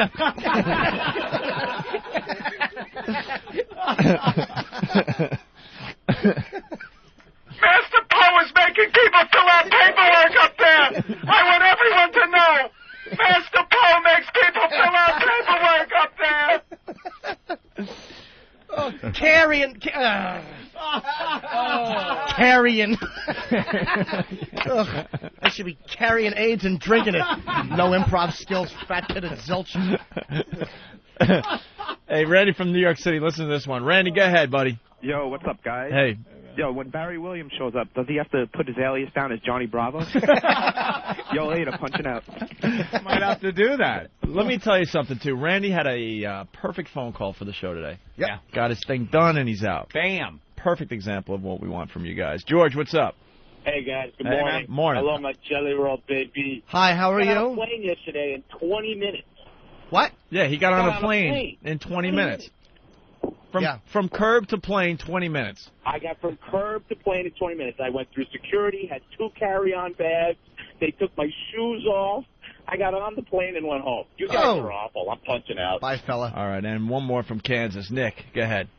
Hey, what the fuck is being done with all that information that Master Poe has taken? Who sees it? Who has access to it? Yeah. Jesus Christ, that's your whole fucking life there on that fucking piece of paper. You know something? Talk about identity theft.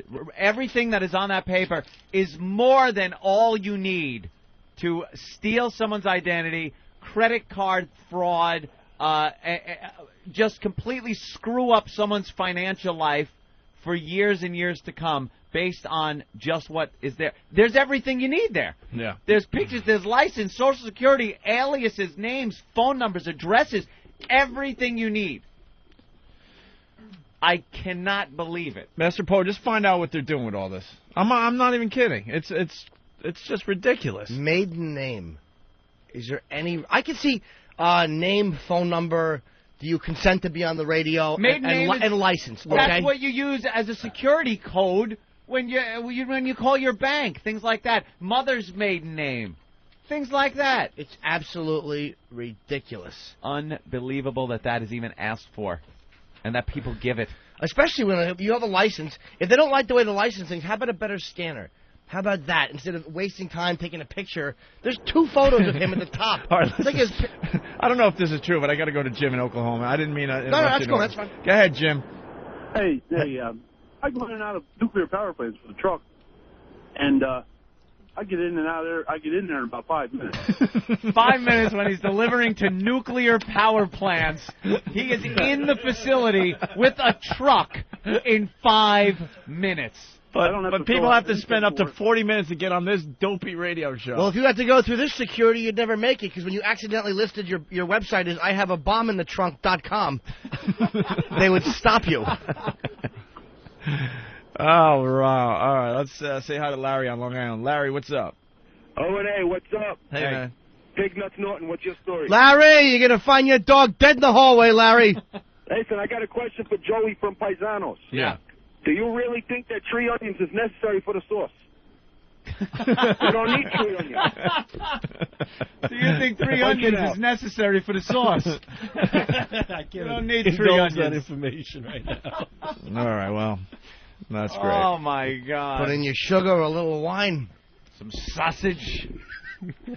You know, one other thing we just got to mention here, this whole false sense of security, because, I don't know, they got bulletproof glass and Kevlar. Oh, it's crazy. And we have nuts. We have an assigned assassin. Yeah. That's kind of like our protector. Mm-hmm.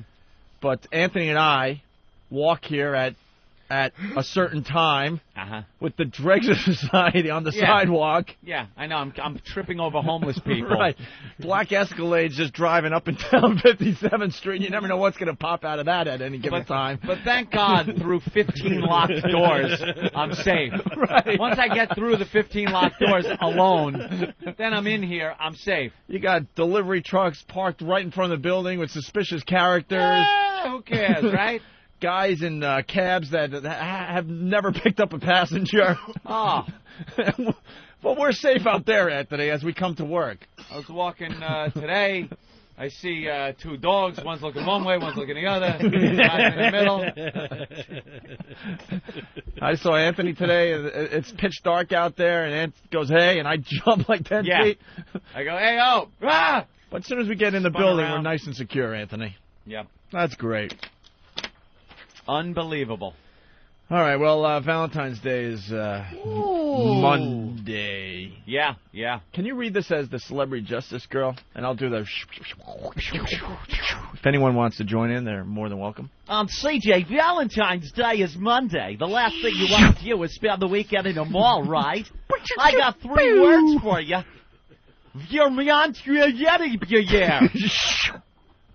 Call one of their beer counselors at 1-800-829-BEAR.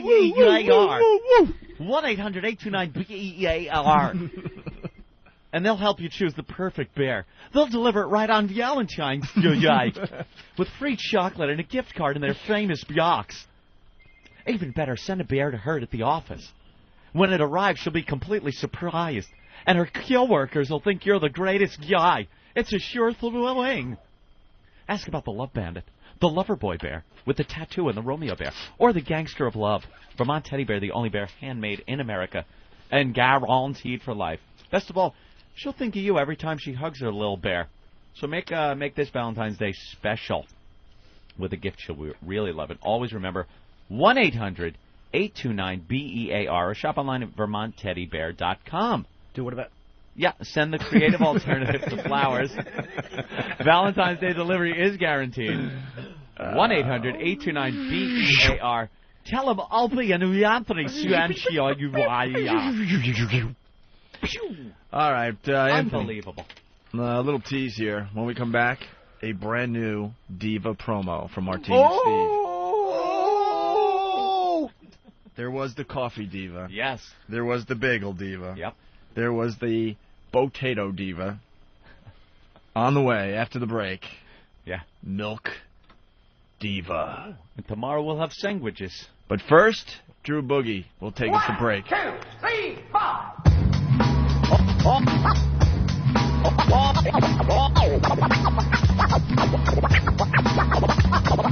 All right, New Jersey, fasten your seatbelts and put on your laughing hats.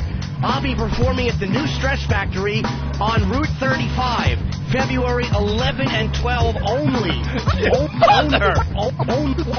Only. The box office is 888-541 ha ha ha ha ha. That's 888-541 ha ha.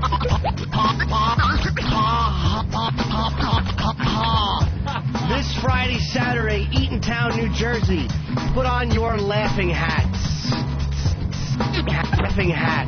Laughing hat. Laughing hat. Hats. Wonderful. Fantastic. You son of a bitch. Goddamn plug-in. You son of a bitch. 1, 2, 3, 4.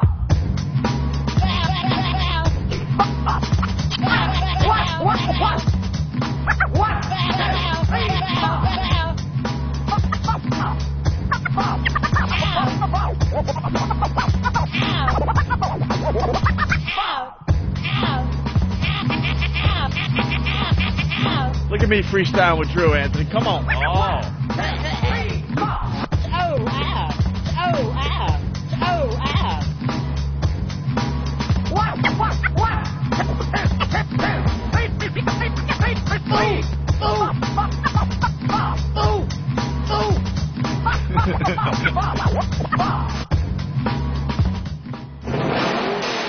Welcome to the Opie and... Hello? Hi, Mom. Ma, I'm working. I'll call you back, okay? Love you too. Welcome to the Opie... Hello? Ma, I'm working. I will call you back. Welcome to... Ma, let me work. Welcome to the Opie and Anthony Show. Whew, finally. XM202. The Opie and Anthony Show.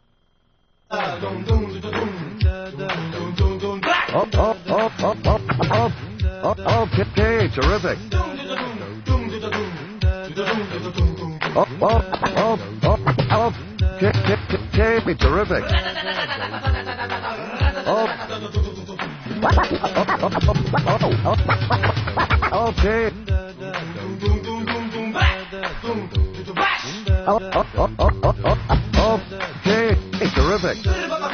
Okay, terrific. Okay.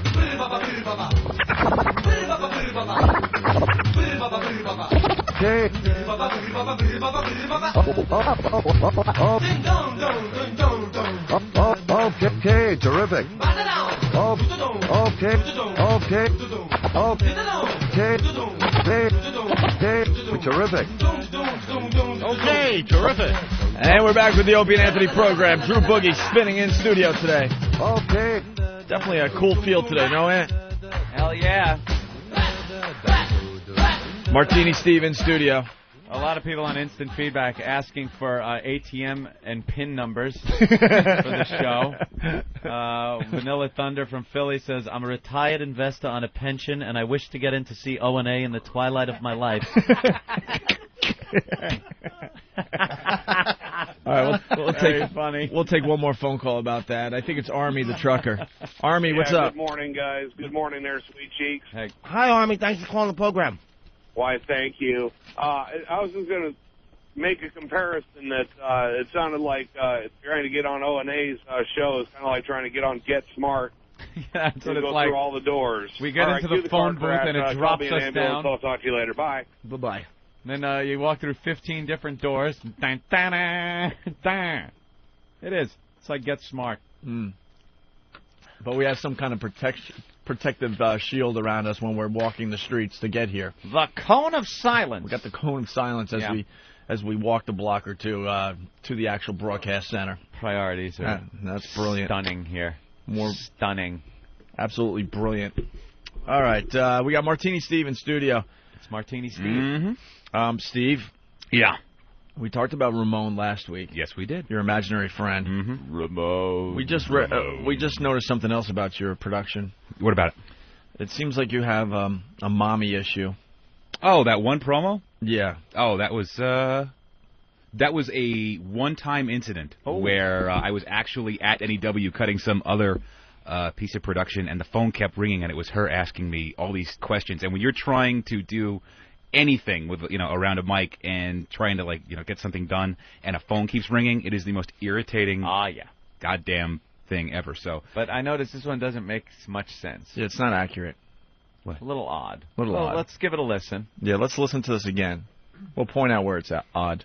Welcome to the Opie and... Hello? Hi, Mom. Ma, I'm working. I'll call you back, okay? Love you too. Welcome to the Opie... Hello? Ma, I'm working. I will call you back. Welcome to... Ma, let me work. Welcome to the Opie and Anthony Show. Whew, finally. All right, you see, it sounds like you're beating up your mom at the end of the promo. No, it sounds like I'm beating up a phone. We thought it might be you beating up the mom. No. A fleshy sound to the there's I know. I was trying to mask it, but it was supposed to be throwing a phone around. But the only impacty sounds I had at the time were punch hits. So I had to. Because it comes off like you're punching your mom who was on the phone, and why would she be there if she's calling? But how logistically could I punch my mom That's if she the was question. calling on the That's phone? why it sounded Right. weird like that. Well, here's my question, too. If that's the case, you're throwing the phone around, why is it still ringing clearly while you're punching there you around? go. Phones don't ring clearly when they're knocked You're off the absolutely hook. right, and it's something I should revisit. If I could figure out the sound a phone makes as it's sort of half ringing, half being thrown in the air and bashed about. Why isn't Ramon taking the call? Ramon didn't exist at that point. And also the phones these days don't ring like that. Yeah, that's the phone in style the old phone. studio actually did ring like that. Was it an old style phone? It was one of those old phones with an old ringer, so I could hear it while I had cans on. That was all right. And that was the reason I used that ring. Thank you for clearing that up, Good Steve. answer, Steve. It was bothering me. Yeah, we'd love to go behind the scenes of your production. Oh, yeah. It's very fascinating. It's like a DVD. That's all. You get it, but you also get the extras here with Steve. We invite him in to do a little commentary on his... Scene-by-scene commentary. Actually, do we have it again? Oh, geez. Play it, and Steve, comment over it. Yeah, let's do like that. DVD commentary. If Derek can play it a little Let us lower. know what was happening. Sure. What was going on, maybe a little technical thing, just like a DVD. And if you need Dirk to stop, just raise your hand or something. All right, here we go. Once again, it's Steve's promo with his mom harassing him. Okay, music starts. To the Opie and... Hello? Hi, Mom. Pick up the phone. Yeah, you're all right. Mom, Say hi to your mom. I'll call you back, okay? Love you too. Hold on. Welcome. All right, so the first call comes in. You're not that irritated because, it's your mom. Maybe you haven't talked to her in a while.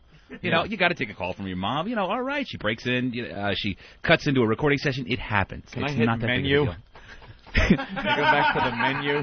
Exactly. I think I really just want to watch the feature. Now that I think of it, I hope there's not a stupid Easter egg in this one. Oh, there's plenty. I want to hear it in another language. Too bad Henri can't help us. Now, I want to know a little bit about that sound. How is that? It's the intro to the actual song that's being used in the promo. Oh, so it you is. figure, See, that's the tidbits I get the extras. Because we're revving up for the Opie and Anthony You're show. revving up. It's actually the beginning of a Jeff Beck song. Oh, see, no, I didn't know this, and now that you're listening to the behind-the-scenes DVD portion of the promo, now we know that is actually what a Jeff song. Beck song? It is called... I don't remember. It's called Arr. Yeah, I like that. This is like a little documentary at the end of the DVD, like Yeah. maybe the making of. The extras that you get at the end of the DVD. Yes. Yep, I the like making that. of woman beating promo number 528. I have not made a misogynistic promo in months. All right, so have you know? All right, let's go back. Get to the rest of it now. And Steve, got a comment. Hello? Hi, Mom. Ma, I'm working. I'll call you back, okay? Love you too. Perfect. Who's doing the mom voice? That was me. Just You are doing all the voices on this, even the mom. And did you muffle your voice? Had to muffle it in the hands and do like a high pitch and pitch it up afterwards because my voice is. How do you do it? How do you do it? You get like. Wow, we're getting some live. Exactly. Steve doing the Exactly. voice. Except Wow. you EQ it and filter it. It's kind of cool, like the Family Guy DVD behind the scenes. You get to see the real people doing the voices, and you see the sketches of the cartoon and characters. they're not in cartoon, Yeah, you get to see real life. That's what it is. We're seeing Steve actually do it. Very interesting. Exactly. So again, you start up with the revving music, and it gets right back into it. Did you have the inspiration for the mom? The inspiration for the mom was maybe the teacher from Peanuts or something. Yeah, it was along those lines because you try to think of an off-camera voice. Yeah, okay, now I understand what you're meaning. Yeah, you think of an off-camera voice that's going to be easily identifiable as something squawking in the background. All right. Like And now it looks like you're getting more madder at your mom here. Why Yeah. did I buy this box set? Oh, Jesus. This one sucks. Hello? Ma, I'm working. I will call you back. Welcome to... Ma, let me work. Welcome to the Opie and Anthony Show. How bad did you want to call her the C word there? Oh, you don't do that. Never. No. Never. You can smash phones, but you don't use that word again. Yeah. You never do that. Not in a You promo. think of any other alternative. So yes, you Jim. beat this amazing phone that comes off the hook when you answer it, but yet when you beat it, it stays on the hook and rings. Remarkably enough, the phone kept ringing just to emphasize the irritation factor. Because how else, what other phone, unless I actually wanted to destroy a phone, which I really didn't feel like paying for at that point, do you get the point across that you're destroying a phone other than, manipulating the audio of a phone ringing? Yeah. You make a thud sound and then the ring stops abruptly. Yeah, but then it just sounds like you're beating, wood or not wood, plastic. You're beating a phone. That's what phones are made of, plastic. Yeah, but how do you replicate that without actually destroying a phone is my point. So Opinions expressed in this commentary are not necessarily those of the Opie and Anthony Show. No phones were injured in the making of this documentary. Exactly. So I didn't actually destroy a phone. I had to fabricate the destruction of a phone. And that's where the punch sound effects, often you Was use. there green screen photography used and Surprisingly- CGI special effects? And We were thinking of going that route, but it was Yeah. a little too costly, so we had to, go a little, Just old go with- school. Yeah. Eddie, is this possible? It looks like Steve's mom is calling the program. Oh. Danny, yeah, thank you. Let's go to Steve's mom. Steve's mom. Yes, this is Stephen's mother. Yeah, right. Stephen? Yes, Hello? Mom. Will you play Stephen, along, Steve? You know, you're a good boy, and I did not raise you to be like this. You have a lot of aggression, with beating up on the phone and beating up on Ramon. And, Dr. Phil says, when you take something away, you should replace it with something. And I was just thinking, there's a funny man named Jim Norton, and he's going to be playing at a comedy club up there in New Jersey. And I just thought that maybe you could replace some of this aggression with going to see Jim Norton. That's a fine idea. Where's Jim playing? He's going to be at the Stress Factory, which is located inside the Sheridan in Eatontown, New Jersey, tonight and tomorrow night. Hey, Miss C, do you have the phone number handy? I didn't think so. Log on to www.eatabullet.com. You can find out information that way, sweetie. Thank you, Steve's All right. mom. Thanks a lot, Miss C. 888-541. Ha ha. Ha ha. Stupid bitch. Have the plug ready next time you call. Thanks, Mom. All right. Jim didn't mean it. Anthony, speaking of Steve's production. Well, that was great, and the insight that he gave us Very behind the interesting, scenes yes. there. I almost felt like I was there as he was making it. Sure, definitely. Fascinating. Yeah. Speaking of his production, he's got a new Diva promo for us. New Diva? We love the Diva promos. Wow, Yeah. we've all gotten nailed with a Diva promo. I noticed, who was Coffee Diva? That was Norton. I was Norton. Coffee Diva. Who was Bagel Diva? I was Bagel Diva. Okay, I was Potato Diva. Potato. And now I'm going to be Milk Diva, too. Ah, true. Absolutely. I remember your tirade on the milk. Sure. And Steve came up with this. Steve, SOS, I need milk immediately. Coming soon to the Opie and Anthony Show, Milk Diva World Tour. Featuring all your favorite Milk Diva hits.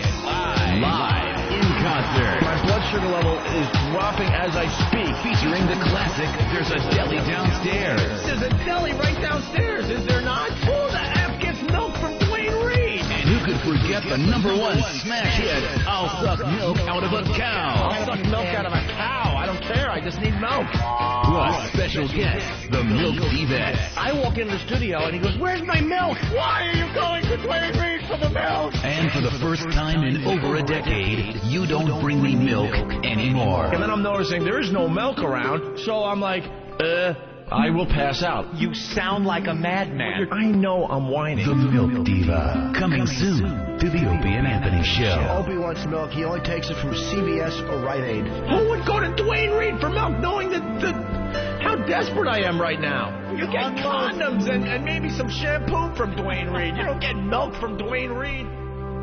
That was great. Now, the music was a little loud at the beginning of Was that. it? Steve. Yeah, I'm going to have to to do that differently. You're going to have to remix that a little bit. Yeah, I can Yeah, do that. but very funny, very accurate. He was a lunatic that day. Yeah, that when he goes into those tirades, I just it spawns inspiration, Yes. and you have to. I don't know if I can beat that one, but I can try. You know what sucks? We have that one, and now I know, like a month later, I'm going to have to get it again with all the extras. Because that's what they do. He pumps out a promo, you hear it, you get used to it, and you have it, and then they put out the one where Steve tells how he did it, and I wind up having to get 2 of them. It's the 2-month anniversary edition. Yeah, the Platinum Edition, all of them. I love it. Director's cut. Yeah. Yep, director's cut, maybe some added things that were cut out in the mix. 30 minutes of footage that sucked, so you didn't, and that's why they left it out of the version original. where the music's so loud you miss the whole beginning of it. Yeah.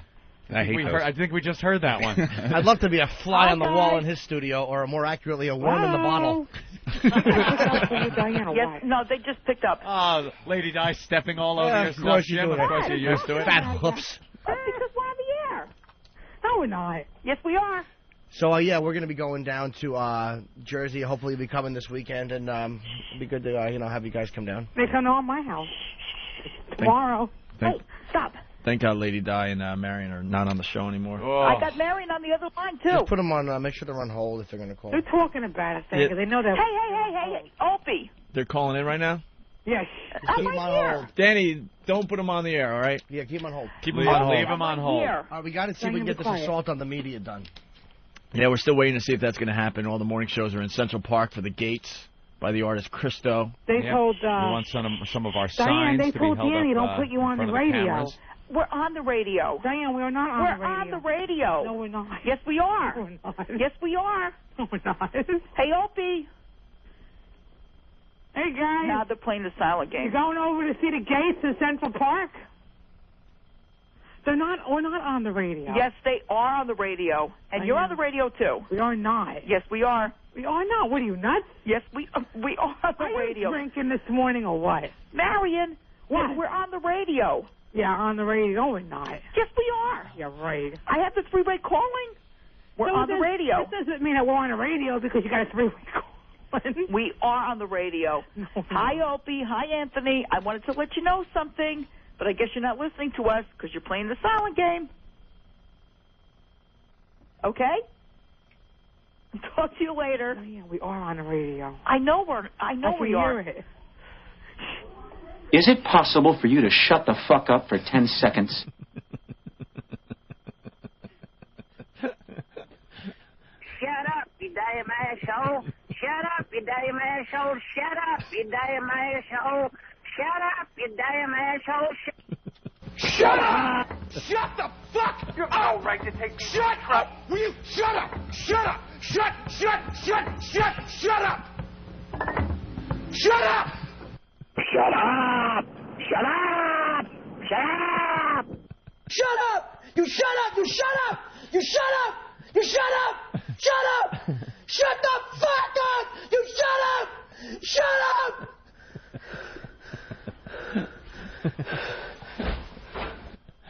Now describe to me what Marcellus looks like. Marcellus. You're a Marcellus Wassalis. Oh. All right, well, Anthony. God damn, are they annoying? You really are. Hell. They just spent 20 minutes arguing if they're on the radio or not. We're on the radio. No, we're not. Yes, we are. No, we're not. Yes, we are. No, we're not. Yes, we are. No, we're not. Shut up. Oh. Anthony, in the office before the show today, you were talking about this Golden Gate Bridge thing, a documentary. Yes. Is this really true? Yeah. Some guy is the Golden Gate Bridge Authority, I guess, is all pissed off and trying to keep this documentary filmmaker from making a film because they say he based his filming on a lie. He said he wanted to film the Golden Gate Bridge time lapse, set up cameras, and just let him run for quite a while, for like a few months, so he could show the bridge in the changing seasons.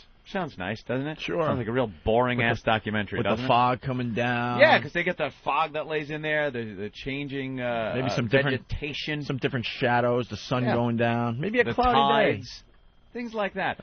The fast motion traffic going over the bridge with the lights and everything like that. So they set up these cameras, and that's what he said, which would have made a really dull documentary. Imagine sitting through that crap. But the guy had a different idea. What he caught in the time that he had the cameras rolling was about 19 people jumping to their deaths. In how long a period of The time? bridge. Wasn't very long. It was a few months. Wow. People jump off the bridge all the time. I guess he knew about this, figured he'd focus the cameras on there and do a documentary. What he was really doing is a documentary about people killing themselves on the bridge. Genius. And he would film these people, find out who they were, and then go to their families, friends, and talk about why the person killed themselves and stuff.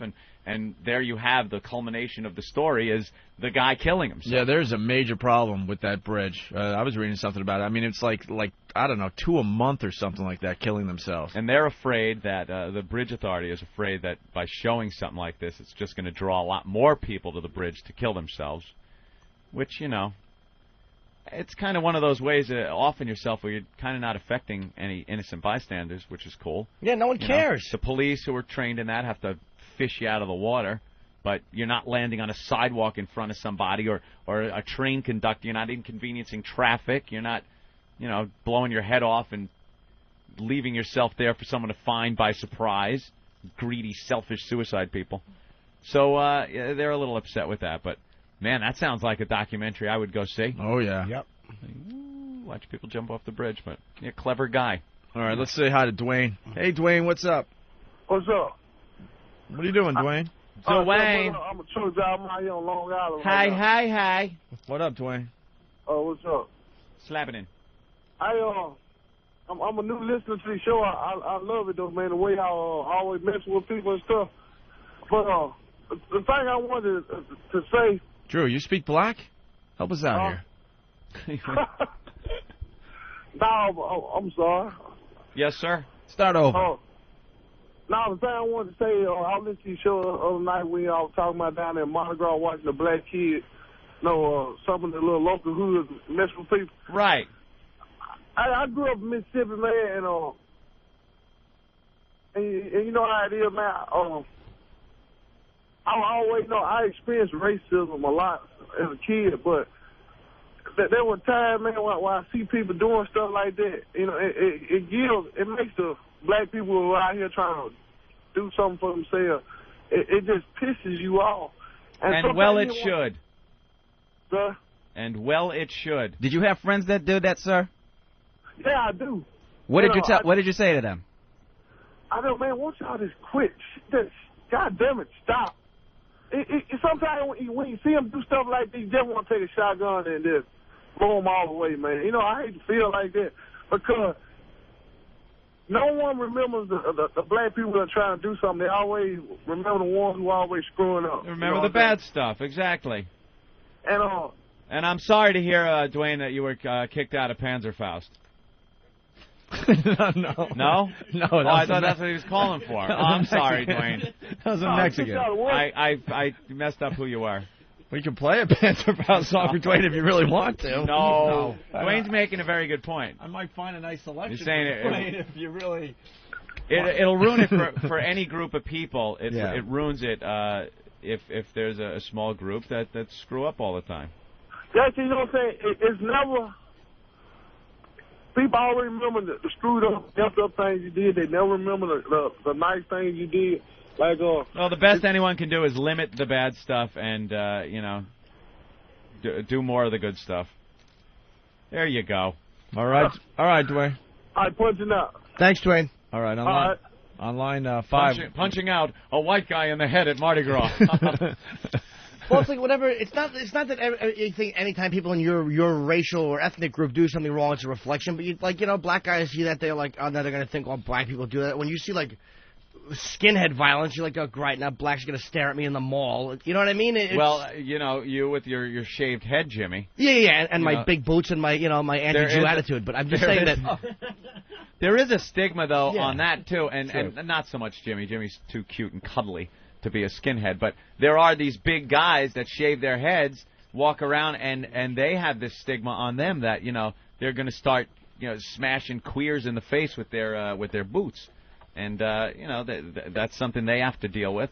I have this weird aggression I get from black crowds sometimes. I have a crew cut. They don't think I'm a skinhead. I don't come off like that. But there's something about me that I just feel that vibe. It's Really? Like, yeah. My sexual stuff kills. But any of the other stuff, maybe it's the attitude or it's the way I deliver things. I just remind them of this annoying, angry white guy that they hate. Really? I don't know what it is, but I get this really weird vibe where it's just this. I can't do it on the radio, but this. Like that That's the look exasperated, Patrice irritated gives you stare. every time he looks at you. That's because I remind him of food. He wants to sink his teeth into me. He just goes. That's Patrice's. I'm trying to look like I'm making it up as I go along face. That side squint where he kind of mushes his fat face.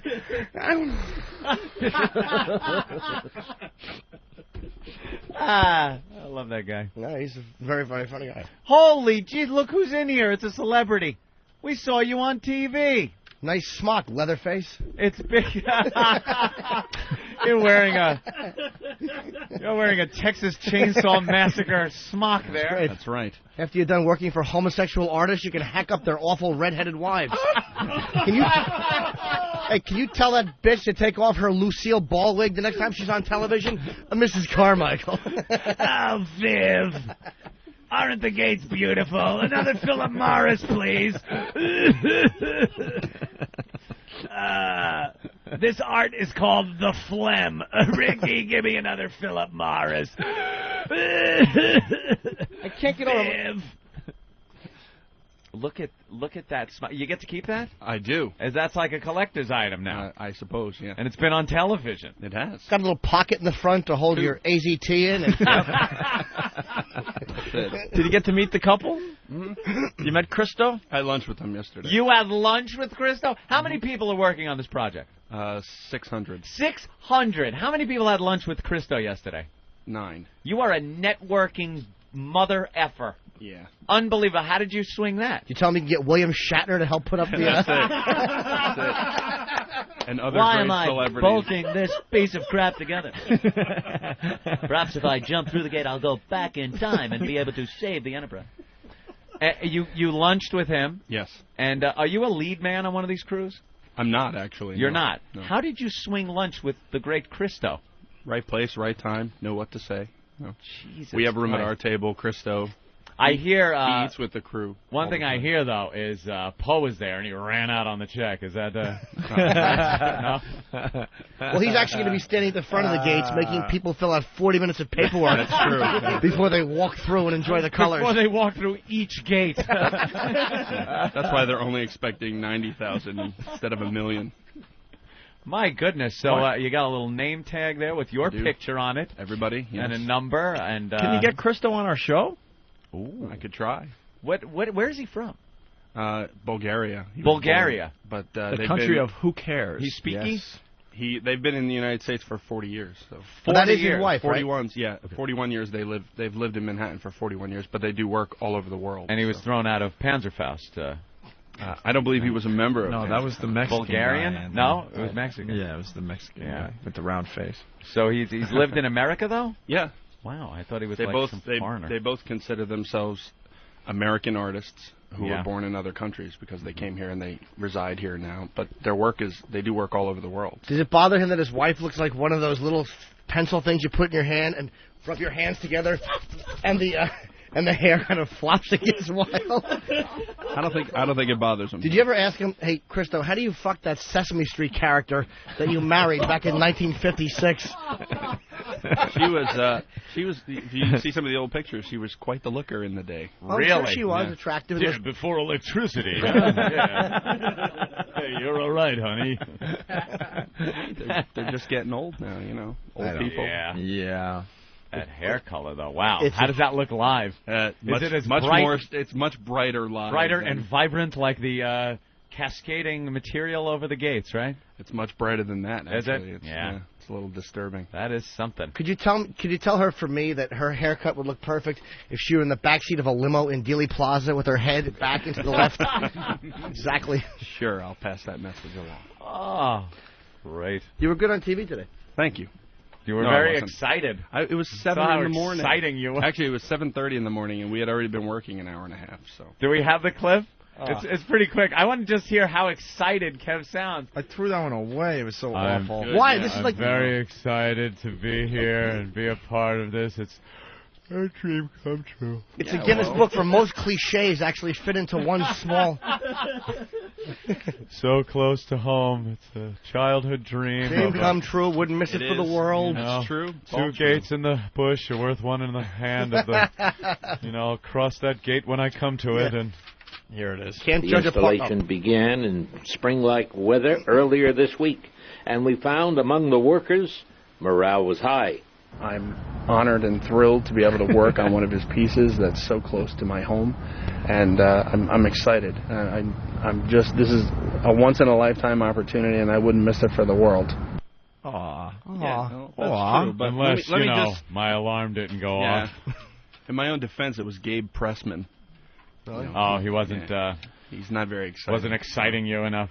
No. Maybe if it was Stone Phillips. I did talk to John Wooten from ABC, though. He was. Oh, you did? Yeah, he was very nice. But you've always wanted to work on his piece, is that basically? On one of his artworks, yes. I like how it said Big Kev on there. You made sure they said. I did say that, yeah. And then a crazy last name. That's my crazy last name. Oh my God! You see the spell? I didn't even know what it's spelled. What is your last name? 9 random letters. Yeah. All right. Likes keeping it on the QT. No, not that one. That one. Wow. All right. I saved myself. I so saved It's myself. so dangerous to point at a hot chick on TV. I so because saved myself. when the picture changes, as I turned around and it was a man ass or something. There's a legislation going on in Virginia. We haven't gotten to this story yet. They want to make it illegal to have your pants too low. Yeah. Something like that. They really have run out of things to do in Washington. That's a bit much. So I guess they were showing some footage of people that keep their pants too low. And the first one was the nice tee back with the low riding sticking out the top of the low girl's riding pants. jeans. So while you guys are talking, I went, ugh, and everyone turned their head just when I said that to show some wigger with his stupid boxers, completely out of his pulled pants down. and his jeans down to his knees, basically. But before we turned back, they went right back to the girl with Thank the thong. God. Saw for like a split second. Thank God. Yeah. I actually looked up and just saw that faggot newsman who stalked his ex on methamphetamines. Oh, yeah. That creep. Well, why don't you do it? I love that clip. You Wherever do that it, is. Billy. Why don't you do it? Oh, yeah, that was them. Come on, Billy. Don't interrupt me if you're not the anchor. Guy was pissed. If you're not excited and thrilled and honored, don't interrupt me. You want to play that real fast? Joey, we lucked out. One morning we're just taping Channel 7, and the guy that Jimmy's talking about, he couldn't pronounce Donald Trump's wife there. And I think he said can't. I don't know what he said, but yeah, very good. The weather guy, you could tell is just a wise ass, thought it was the funniest thing, and then they just started going at it live on TV. Listen to this. Have you seen this? This is the new dress. There's something old, something new, and something that costs about $100,000. Here's a look at the wedding dress made for supermodel Melania Knauss, the former or the future Miss. Wait, go over that name again, Steve. What was that? You know what? Why don't you do it, Bill? No, I'm not the anchor, Steve. Melania, right? Why don't you go over? Why don't you do it? I'm not the anchor. Well, you know what? Then I'll pipe down over there during the VO, well, wouldn't then you? what then, Steve? Go ahead, do it, Bill. It has 300 feet of satin. If you're not the anchor, then don't interrupt me. I wanted to know what if you you're said. not the anchor, then Go, don't. baby, go. Go. The gown was designed by John Galliano for Christian Dior, and the bride plans another dress of Vera Wang design after the couple's first dance. Wedding is set for Saturday. Why don't you give it a shot there, Bill? Hey, I'm just representing the audience. I heard representing. I heard now, and I'm just saying. My bad. I'm sorry, Bill. I'm not looking for an apology, Steve. I know, I'm so just I'm saying, sorry. would you like to take another shot? No, I wouldn't.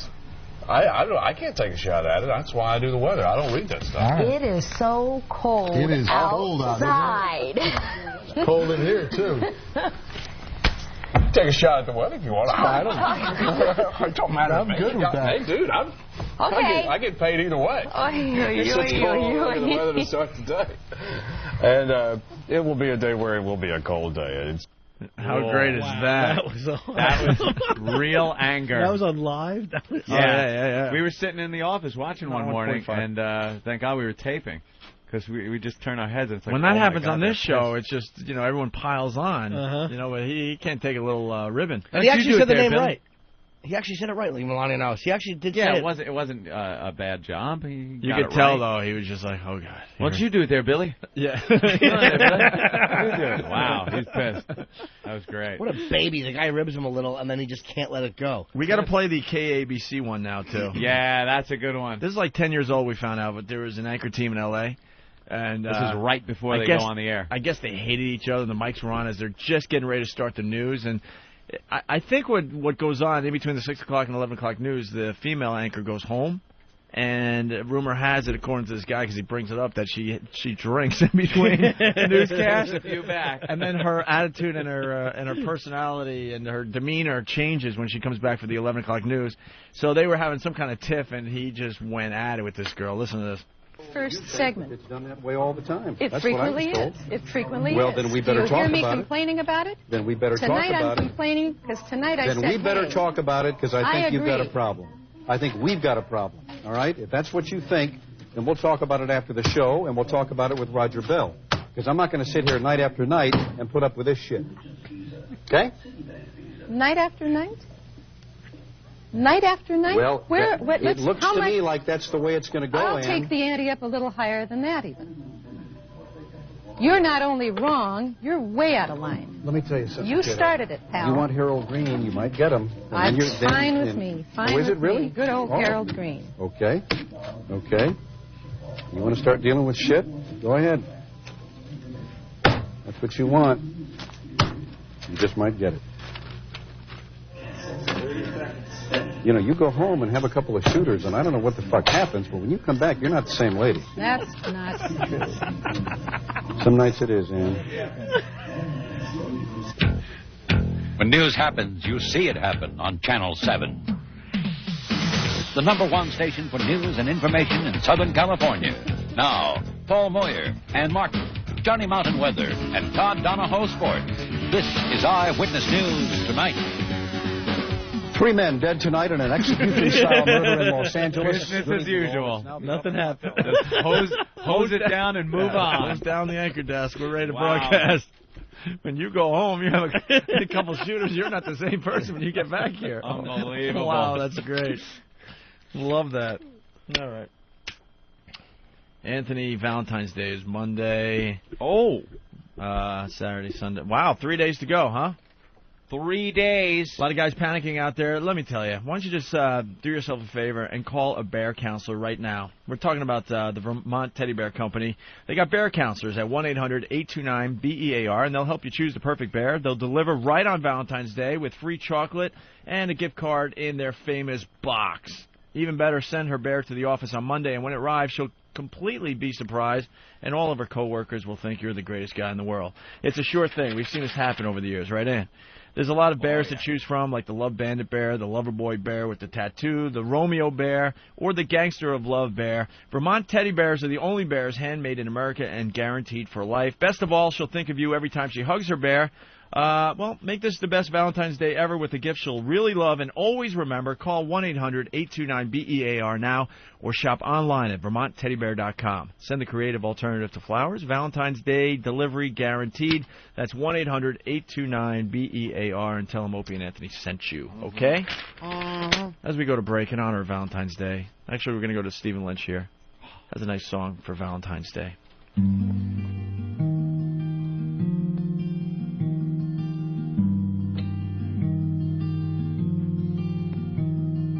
Hush, little girl, sweet, sweet baby, don't cry.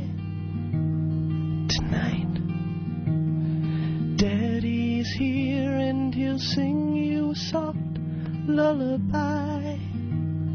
Tonight, why can't it all be like it was before? How can I explain why Mommy's not here anymore? 'Cause Daddy likes porno and $10 whores. Daddy gets wasted and robs liquor stores. Daddy likes likes rubbing against little boys on the bus. I think that's why your mommy left us.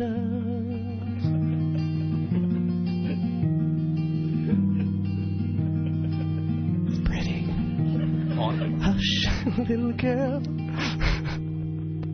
There is no reason to fret tonight. Don't mind the smoke. Daddy just wants to forget tonight. Soon it will all be like it was before. Any minute she will walk through that front door. But Daddy plays poker and drinks lots of beer. Then he wants sex that involves Mommy's rear. Daddy has sores on his genitals oozing with pus. I think that's why your Mommy left us. Please don't cry. I swear I'll try to be here by your side. Right after Daddy gets home from the bar, visits his bookie and steals a new car. He'll drive to the strip club, and if Daddy plays his cards right, he'll bring home your new mommy tonight. Lady-day, lady-day, lady-day, lady-day, lady-day, lady-day, lady-day, lady-day, lady-day, lady-day, lady-day. Hey, yo, check 1, 2. This is Flavor Flav, and you are listening to Opie and Anthony right here, boy. Hotel, the Opie and Anthony Show. Stick it in my mouth. Stick it in my mouth. Oh, you're very naughty. Oh, you're very naughty.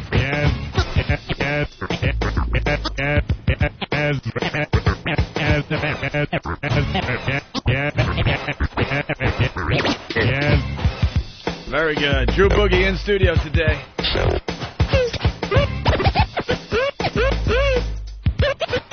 Stick it in my mouth. How many truckers you think turned off the program today? You think? Nah. You never know. They're digging it. All right, let's go right to the phone and say hi to Scott in PA. Scott, what's up? What's up, man? Hey, Anthony? Yes, sir. I just want to say there's something about your fucking laugh that just makes me fall out every time. Oh! Every time. Like that thing with Pat, when you guys play the puke. Yeah. I was losing my mind until Anthony starts laughing, and you hear that. I was losing my mind when he was doing that. I don't know why a fat guy throwing up is hysterically funny. There it is.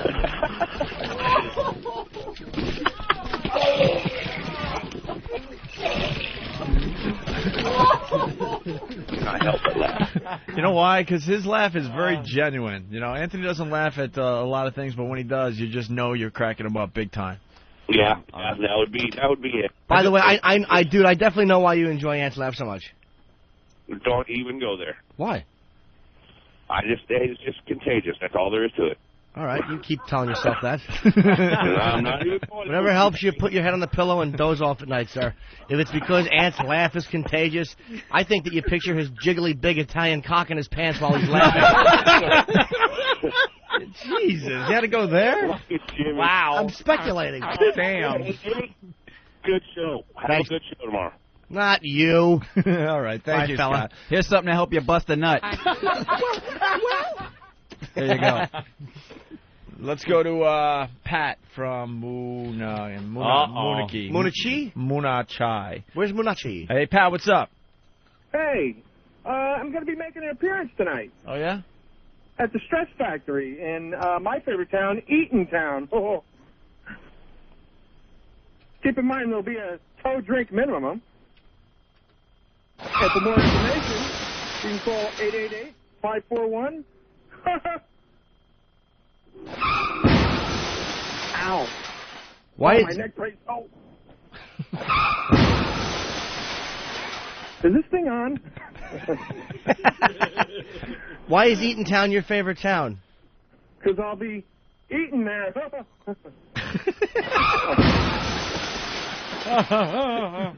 You know the faces are being made. Do you realize every time you tell a joke, you should do it out of the bay of the Enola Gay? Fat, drunk, and stupid is no way to go through life, son. And bald and diabetic also. Hello, exactly. Hey, are you coming tonight, Pat? Why, yes, I am. What show? 8 o'clock. All right. And there's going to be a sticker stop there, too. Oh, really? Yeah. Cool. And yeah, he's going to take his old toes and try to sticker them back on his foot. What's that, Pat? I couldn't hear it over the car crash. Don't sugarcoat your criticisms. I'm diabetic, you know. Oh, wow. That was awful. Well, hopefully I'll learn how it's done when I go to see Jimmy Norton at the Stress Factory in Eatontown. Thanks, Pat. All right, thanks. See you, buddy. Good luck. All right, thanks. Pat. Yes. Oh.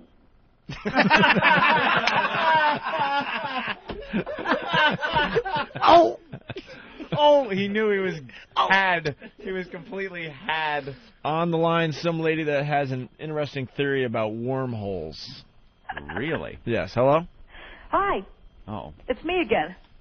Okay. Listen, I wanted to let you know something. Yes. I don't know if this would help. Maybe it would. Are you going to admit that you're a fat drunk? No. Okay. It ain't even that. But I used to be in the military. I was in the service at one time. My head is swimming with possibilities. Yeah. I was in the Navy. Yeah. The Iowa. What were you? Were you a bomb called a hard-on buster? No, I was not a bomb called a hard-on buster. No, Jim, I was not. But I used to be in the service. Wait. Why don't you, we're going to analyze what Jimmy just said. What did he mean by that? A bomb? No, I don't know what he meant by You could be that. the stupidest person in the world. No, I'm not the stupidest person in the world. But I used to be in the service. I wanted to let you know that. Yeah. What branch? Navy. U.S. The Navy. What'd you do? Till some Jap sub slammed 2 torpedoes into her side. No. What happened? Did your back hurt from having planes take off on it? No. I knew you were going to say something smart like that. I know you did because you're brilliant. What did you do in the Navy? I was a cook in the service. Mm-hmm. I was a cook, and I used to serve the service people in the service. That's what I did. Could you say service again, stupid? Service people in the service. Service. What rank did you attain? E1. I didn't stay there very long. Is E1 good? E1? E1 is okay. Isn't that the worst you could do? That's actually... Well, no. As a civilian, I actually have when I more got out, authority I in the was Navy than an E1. E1 does. That is E1. All right. You're not even a seaman at that point. You just clear stuff. E must stand for eating. She was number one at eating. I was never on a boat. I was never on a ship or anything like that. Capsize if you went to the rail. No. But I figured that would help. She was never on a ship, but they hung her over the side so when it bumped the dock, it wouldn't scratch it. Where is this girl The last time she was on a ship, she tripped on it, and that was in 1912. No. The ship was not Titanic. No. It was not that. Obviously. No. Oh. No, I was never enlisted on a ship. I was enlisted on base. When I was in the Enlisted service. on base. She doesn't even use the proper terminology. Do you know, this is how uninteresting you are. If you were on the 91st floor of the towers and you managed to escape, nobody would want to hear your story. You're a horribly boring person. I am not a horribly boring person. I'm just telling How did you where get? I was. How did your military career end? Well, it ended after 2 years of being in the service. And I have an honorable discharge. An honorable, but you didn't do the full term, did you? I believe that was close to being the full term. Why did you get out? What were the circumstances of your discharge? I got out because it was not for me. Exactly. Back then. It It was not for me. So what did you do after the Navy? Well, then I went to work again. Doing what?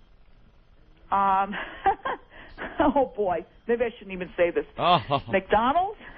So you blew off the... No. Wait a minute. I was living at home back then. You blew off the military career for McDonald's? Marion was to call up right now. She'll let you know the Navy wasn't for her. Yeah. But McDonald's, that's it. You're To brilliant. another job, and I went to another job, and I went to another job. Why didn't you just stay in the Navy, you twat? I should have. Hey, who said that? Opie? He said it. We all thought it and nodded. No.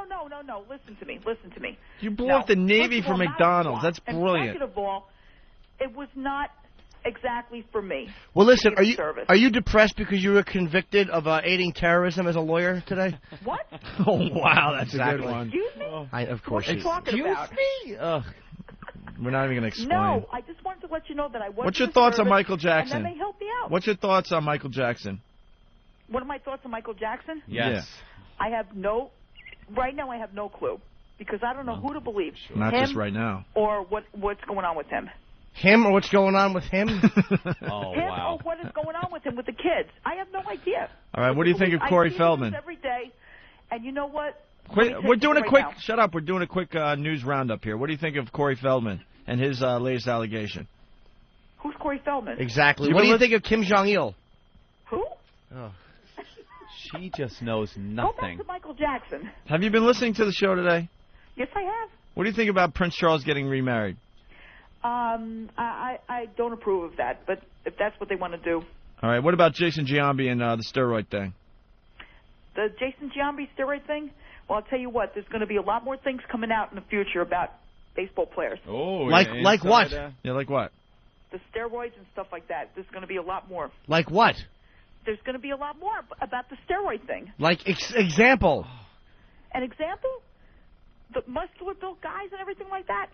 There's going to be a lot more coming out with that. If you say a lot more one more time, I'm going to open your fat stomach and watch a license plate fall out. What? Not license plate. Be specific. You Kintner boy eating drunken monstrosity. She just said, I don't have a license plate in my guy. stomach. Do you know what reference he was referring to there? Me. No. The Pope leaves the hospital. What do you think?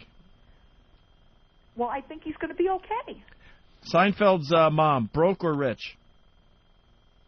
Well, she's going to be okay.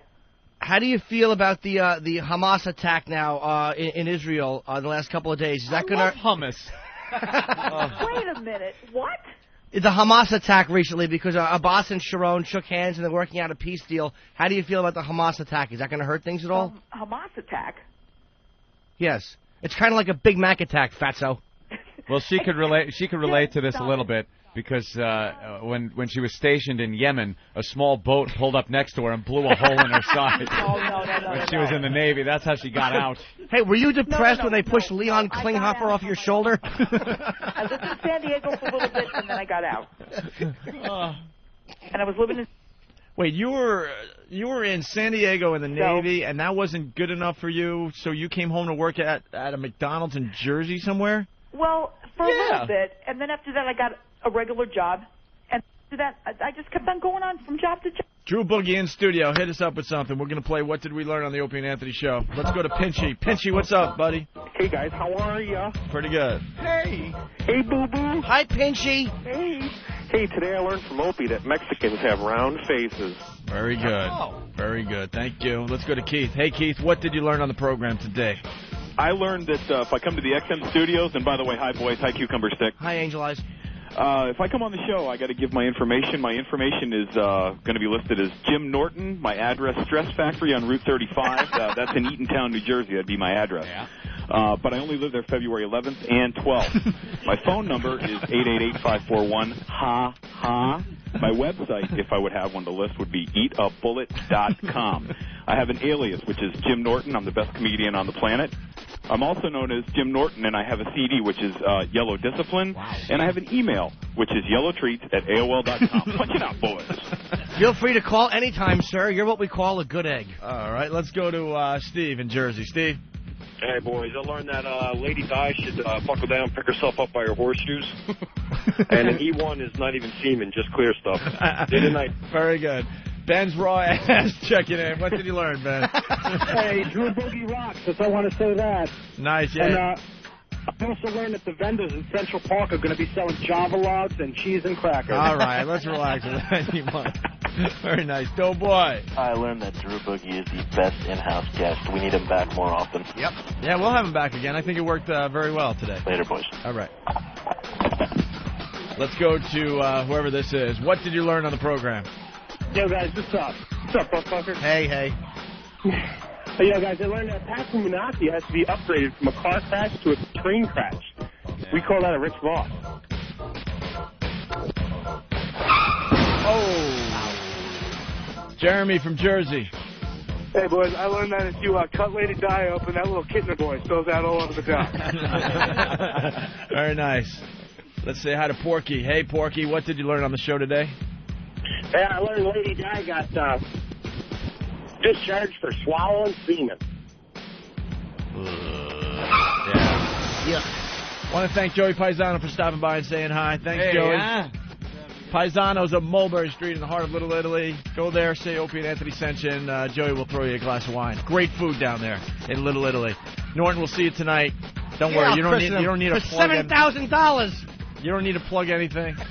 And Drew Boogie, why don't you take us out? Drew Boogie, thank you so much for being the in-house DJ today. Keep the cop. No problem. What? The virus coming to MafiaLife.com. Oh. That was Another officially plug. the worst plug I've ever heard. Horrible plug, the last minute plug ever. All right, it's gonna no work. confidence in it. All right, let's let Drew Boogie take us out here. Thank you. We'll see you Monday.